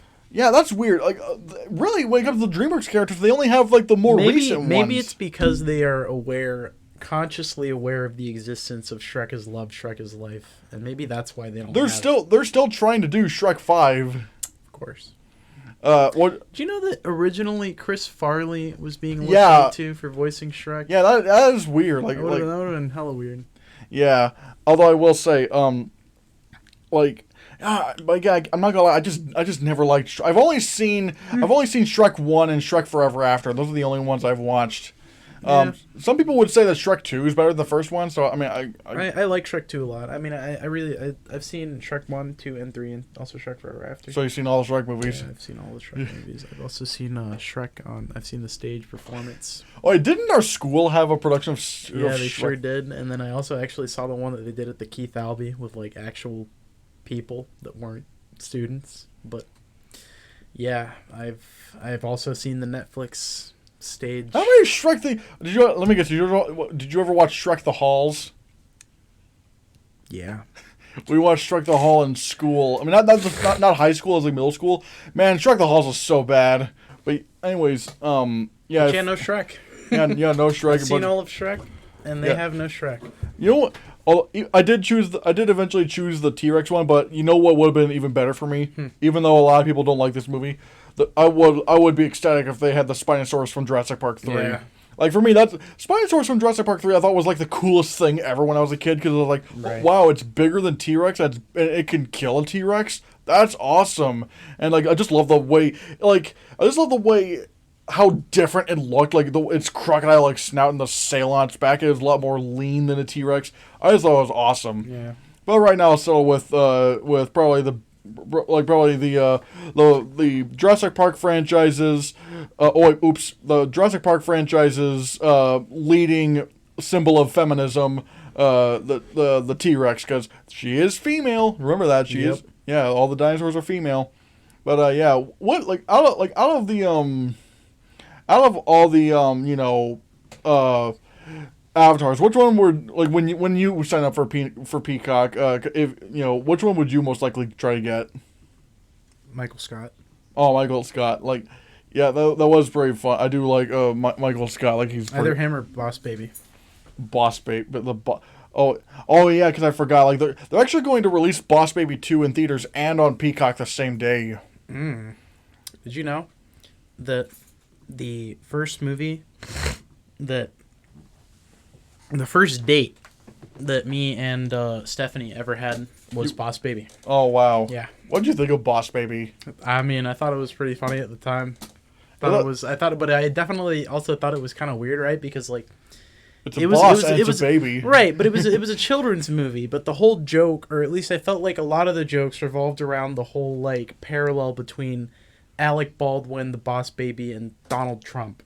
But I feel like that would have been better served in a movie whose target audience wasn't kids. I don't even know if it was like, 'cause, like animated movies take a long time to do, and this was probably before Donald. They probably were developing this movie before Alec Baldwin played Donald Trump, considering how long animated movies take them. I mean it's possible, but I think maybe it just been maybe it was just the timing. Like it's possible. I just thought Boss Baby was kind of weird. Like sometimes, like the imagination stuff. Like sometimes the adventure stuff was just they're in their imaginations, but then weird shit would happen in real life. I'm just like, what's reality? Like when he dressed up like a freaking dog or whatever. Yeah. And I'll always remember Boss Baby as the movie that got nominated for an Oscar for Best Animated Feature, and yet not the Lego Batman movie or Captain Underpants. Underpants. Yep. Which, granted, I'm not even a fan. Like, here's the thing: I never grew up on Captain Underpants, so I was like not excited for the movie at all. I read the books as a kid. Yeah, I wasn't at all excited for a Captain Underpants movie because I thought it was a stupid idea. But then that was like, again, sort of like Dora and the Lost City of Gold or Ouija Origin of Evil. I was like, wow, this is a really funny movie. Yeah, especially Ouija 2, bro. That one really snuck up on me. Yeah, we were making fun of that movie before it came out. Yeah, I know, and then it came out and it was actually kind of awesome. It was like one of my favorite horror movies of that decade. No, yeah, same, dude. It was actually really, especially like compared to it's definitely one of those sequels that's like way better than the probably in terms of the ratio between the first movie and the sequel. It's probably the largest ratio I've seen. That's what I'm saying. It's like a massive. It's like they're not even the same. They're not even in the same series, but they are. Yeah, and yet somehow it makes one of the plot holes in the first Ouija actually kind of makes sense. Yes, it's like the most efficient form of retconning I've ever seen. Yeah, that's like good retconning. Yeah. And the last shot of Ouija Origin of Evil, which I want to say the last shot scared the shit out of me. Same here. Yeah, I know what you're talking about. Yeah, it was a massive jump scare, but a very well done one. It's like, I don't know if it's hard to say if it was even a jump scare because it's technically just kind of looms in on you, but it's just you don't expect it happening. If you don't know what I'm talking about, just watch Ouija Origin of Evil. It's phenomenal. I love it so much. I got to see that bad boy in theaters. Oh, I didn't, but I eventually saw it and I thought it was great. We were the only ones in there. I'm not surprised considering how horrible the first one was. I know nobody was expecting anything out of that, but it was good. Yeah, it was. But yeah, those are But speaking of Peacock. You know, this is good. This is interesting. Peacock is going to be doing a Ted prequel series on Peacock with Seth MacFarlane. I think heading the series. That's interesting. I like Ted. I wasn't a big fan of the sequel. I haven't seen the sequel, but I do remember when I first saw Ted, I laughed my ass off. Same. Dude, everything about it was hilarious. And the crazy thing is that this was like Seth MacFarlane's first foray into live action. Yeah, and then the one after what was it, like A Million Ways to Die in the West? I didn't really like that one. I didn't like it, but I didn't think it was as awful as everyone was saying it was. But for me, it was just kind of like typical Seth MacFarlane. It's just like, all right. It felt like more of the same. Like if you've seen exactly, it felt like just seen Family Guy, or if you've even seen Ted or American Dad. Yeah, because like Seth MacFarlane was like at the time he like led animation domination on Fox. Like I think in like 2010 before Bob American Dad. He had the Cleveland Show. He had Family Guy. Literally the only show on animation domination that wasn't done by Seth MacFarlane was The Simpsons. Yep. At least at one point. Mm-hmm. And so like he has like arguably I'd say like between him work ethic, a really strong work like ethic. Him, The Simpsons, and then maybe something like King of the Hill. Right there, you're looking at three of like arguably the most successful animated series or at least like when it came to like the Fox's animated series. Oh yeah, for sure. And now he's doing the Orville, which again I don't really watch the Orville. I started it. and I don't think I made it through the first season, but I liked the first episode that I saw, which was just the. I'm not gonna lie, I wasn't real. I was kind of on the first episode, and that's what I guess kind of why I dropped out of it, because, like, it wasn't awful. It's just typical Seth MacFarlane stuff. Like, because here's the thing. It tried to market itself as like a parody of Star Trek, but it wasn't really a parody of Star Trek. It was just kind of a ripoff of Star Trek with just some jokes thrown in.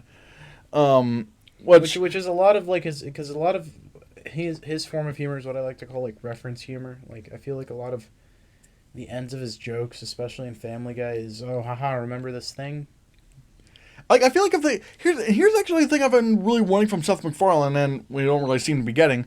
I want Seth MacFarlane to step out of comedy and try doing more dramatic stuff, because I think had the Orville taken out a lot of the forced in jokes, it probably would be a lot stronger, in my opinion. Again, I only saw one episode, so take that with a grain of salt. Right. But it's like, I really did because like they had a lot of clever stuff. It's just some of the jokes just kind of got in the way of what could be like really cool science fiction stuff. Yeah. But yeah, I'm interested to see where they go with this Ted prequel or whatnot. So like, I wonder if this means like, I wonder if this is going to take like, if this is a prequel, I'm wondering if like this is going to be like, whatever fucking Mark Wahlberg's name was in that movie, like if it's like his teen years or whatever, that'd be funny if like teenage boy with his cursing stuffed animal. Yeah. But I do remember really liking Ted. Teddy Ruck's fucking bin. It's like the part that really made me just probably the funniest part of the movie. Like when I saw it when I was younger, was like when they're having that fight, but then like Ted grabs a radio and Ted starts whipping fucking Lord Wahlberg's bare ass. Slams the freaking. Crushed my penis. He crushed my penis with the TV. He's just fucking crying, bro. I mean, I would be too if that happened to me. Honestly, I don't think. I don't even know. I think Ted might be. I think Ted might be on Peacock. That'd be pretty cool. I think probably the last thing we're going to be talking about today in terms of topics is like this thing. Like, sort of like last year where they had the summer of Disney Plus. Like, they had things like X-Men Days of Future Past, The Greatest Showman, X-Men Apocalypse, and whatnot. Like, right now we've gotten some of these, like the first episode of Marvel's Loki. Yeah, I finally saw Ryan the Last Dragon. How was that? I liked it, although I will say, weirdly enough, I felt the movie kind of felt like it had like too much of a modern tone to it, or it's really, it's like I don't know, it's like the world felt ancient, but yet the characters felt a little bit too modern. Too modern, yeah. Which is weird because like when you look at Aladdin, it's like the entire world was just kind of crazy and modern and whatnot. So it's like, again, I like Ryan the Last Dragon, although I don't think. I would say like I probably wouldn't. I don't know if it would make the cut for best animated feature, at least for me. Mm-hmm. But I will say there's some great animation work in there. Did you ever see it? No, I haven't seen Ryan the Last Dragon yet. Like there's like some incredible water effects, like that just blew. Probably the best animated water effects I've seen since Toy Story 4. Which I mean, granted there was Lion King, but Lion King didn't really have didn't have any significant water scenes or whatnot. So I can't really say anything about that. But it's like, there's gonna be this thing called the Mysterious Benedict Society, which I've never. I'm not really that looking forward to it. Yeah, I'm pretty excited for Luca. I'm looking forward to Luca, which comes out actually this week. Yeah. Although I will say, actually, wait, I just realized, 18. 3 days from now. Oh yeah, okay, yeah, that would be Friday. I'm looking forward to Luca, although I'm not gonna lie, it's not one of my most anticipated Pixar films ever. Yeah. It's like, I think, like even from what I've heard it like reviews and whatnot, like it's pretty decent, but it's not gonna be like Pixar's best or whatever. I don't know. I mean, I think the trailer looked interesting. I mean, yeah, I think it will. There is, let's see, Adventures of Babysitting. That's not really, like, I don't know about that. Monsters at Work. Have you ever heard of this? No. It's like this new Monsters Inc. series. Oh yeah, I assumed it had something to do with Monsters Inc. because of the monsters in the title. Yeah, I'm a little bit cool. I'm a little bit conflicted on that because on one hand, Monsters Inc. is like one of my favorite Pixar films. Yeah. But on the other hand, Monsters University for me is the worst. The worst. Yeah. I wasn't a huge fan of it as like a sequel. I didn't really understand what they were trying to go for with that. I do, however, love Monsters Inc. Yeah, like it felt like Monsters University was like trying to be like like it wanted to be a parody of cliched college movies, but then it ended up being a cliched college movie. Yeah.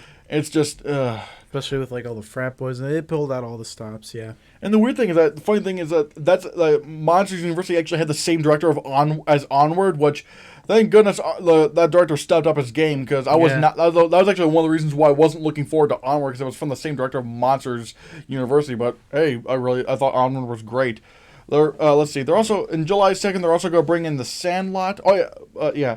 I should also mention with Monsters at Work. This is going to be like the first Pixar series. Oh yeah, interesting. Yeah, that's true. We haven't gotten any of those yet. Yeah. Yeah, they actually even dropped a trailer for Monsters at Work. I'll have to check it out. Yeah, like I will say, it does kind of look like a TV series. What you would expect a TV series of Monsters Inc. to look like, because like it clearly doesn't have like movie quality and whatnot. But it's not distracting or whatnot. It's just I hope they know what they're doing with this. I will say, but regardless, let's see. They're doing July 7th. July 9th. They're gonna have more Black Widow with premiere access, but I'm just gonna see that in the theater because I don't want to pay the $30 either. Yeah, I think I'm gonna try to see that. So I'm definitely seeing Black Widow in theaters. Miraculous World, which is like this, it's like a new Miraculous Ladybug series. Not series, it's a movie. I'm probably gonna check that out. Turner and Hooch. Have you ever heard of this Turner and Hooch series? I have heard of Turner and Hooch. It was a movie starring Tom Hanks. Yeah. This is gonna be a new series, but here's the thing: I can't pull up the picture right now. But the only reason why I'm looking forward to this Turner and Hooch series is because Josh Peck is starring in it. And, like, that dude can make jokes that aren't funny. Like, there's even this one gag in the trailer for Turner and Hooch where, like, like, you've seen this joke before where, like there's a leash, the dog runs, and Bubba gets caught, and the person's like, whoa. But then Josh Peck, when he does it, he's like, whoa. Yeah, he's very expressive. Yeah, he's very exaggerated, which, like, again, I'm looking forward to this just because of Josh Peck. Right. So, yeah.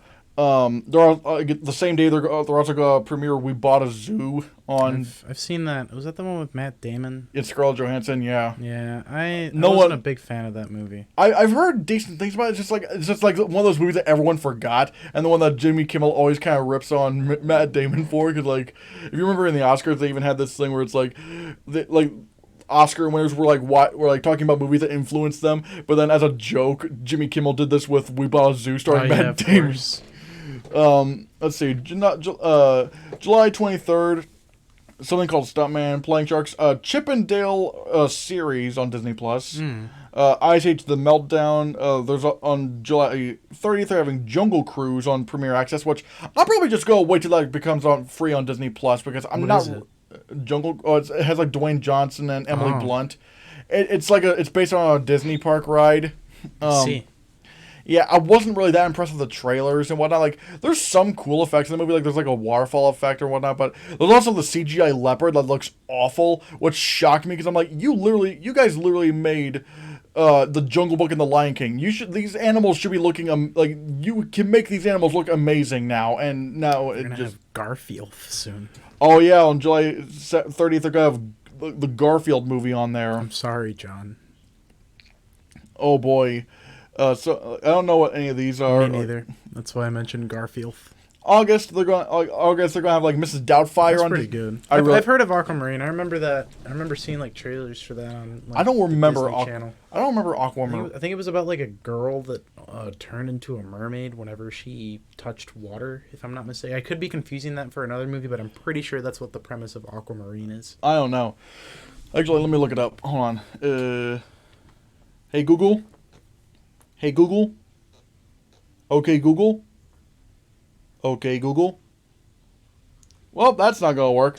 All right. We tried. Can't say we didn't try. Yeah. Yeah. Aragon. I've never seen Aragon in my life. I read the book. I've not heard good things about the movie. I haven't seen it. Yeah, but also on September 3rd, they're going to have Tomorrowland and X-Men the Dark... worst X-Men movie. For me, it'd probably be second worst. Remember, there's X-Men Origins Wolverine. Yeah, between that... I think right now... The Last Stand, but yeah, it's still not it's pretty not good. I really did not like X-Men Dark Phoenix. Like, for me, it's the second worst. Although, I will say, I'm very sure this is not the all of what's coming. Because, I think, last summer, they added in the Jungle Book and the newest Fantastic Four, and it's like, they didn't announce that. Right. So it's like, yeah. But yeah, I am looking forward to... Me too. Some of them, at least. Yeah. You know what else people should be looking forward to? They should be The looking... website. They should be looking forward to getting on my website, ChristianHannah.com, where you can find a bunch of cool things, including my YouTube, where it just takes you... It just takes you to my YouTube page where you can subscribe. I would also say subscribe, peoples. Please subscribe. Smash that like button. Smash that like button. Smash that subscribe button. Smash all of our buttons. Yeah, just don't smash the dislike button. Like, no, don't. I mean, some of you are gonna do it anyways. But and like, don't smash the good button. Especially don't smash the report button. That's like the worst one. So yeah, there's. Smash that comment button. Yeah, leave a comment and whatnot. Let's see. Also, there's my Patreon page where you can go for $3 a month. It allows you to have some cool perks and whatnot. Hell, I would like to hear some suggestions as to what we could do for Patreon perks if it would help you incentivize into being a Patreon member. Merch, like the mugs. Ooh, the merch. Yeah, you can shirt. You can click the merch button, and it'll take you to my merch store, right here, where you can get all sorts of cool things and whatnot, including socks, mugs, hoodies. Make America Cringe Again shirt. Yeah, hell, like we can literally bring up our mugs right here. Like here's a little. Heck yeah. Yeah, here's a little mug. Yeah, Side by side. Clinkies. There we go. And they also have and plus, like I said, you can it also has the store also has these hoodies. Also, yeah, there's a little right distance. Yeah, there's the looks like I'm you. You're the new me. Yeah. Yeah.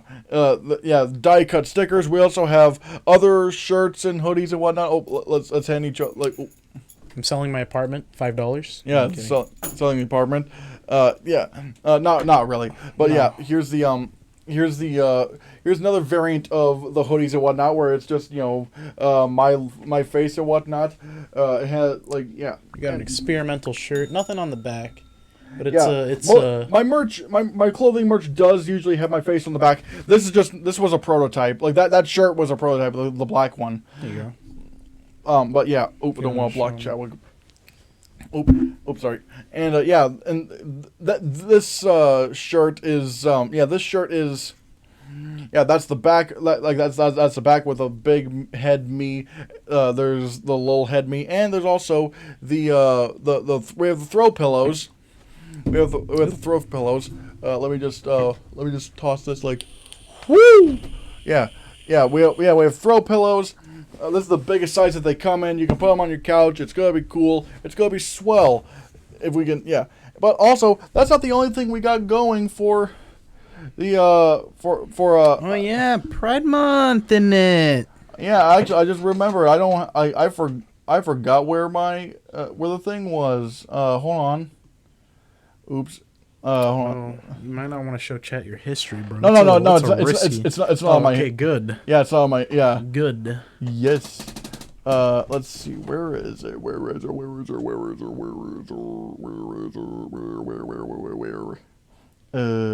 on. Let me try to find. We went to it earlier. Yeah. Here's the little sticker. Yeah. We're selling Pride Month merch on my Teespring store. Just go to christiansreviews.creators-spring.com/listing/Christian Hannah Pride and whatnot. We're selling Pride Month merch. We're selling throw pillows, stickers, mugs, t-shirts, hoodies, and all that cool stuff. And all revenue generated from Pride merch sales will be donated to the Human Rights Campaign. I don't make a cent off of this. But yeah. It's gonna be cool. It's Pride Month and whatnot. Support the LGBTQ plus. Yeah, because J.K. Rowling won't do it. Yeah, she freaking. Let's not even talk about that. But yeah, she sure as heck won't. Yeah, exactly. But or hell, even Caitlyn Jenner won't do it. Dude, she's another disgusting bag of worms. Yeah. Oops. Looks like we brought the podcast down, but that's okay. That's all right. Yeah, how we can bring it back up if you subscribe and smash that like button. Smash it. Smash the fucking like button. I want to throw this at the camera, but I don't know if I should. But it's better not to. Like I'll throw a McLovin at you. All right. Here we go. 1, 2, Like, yeah. So we'll see you next time on the Hannahcast. And if you don't, if I don't see you at the next Hannahcast, I'm gonna throw my glove at you. Ah, shit! It didn't go. Anyway, That's guys. all right. Anyway, guys. Bye.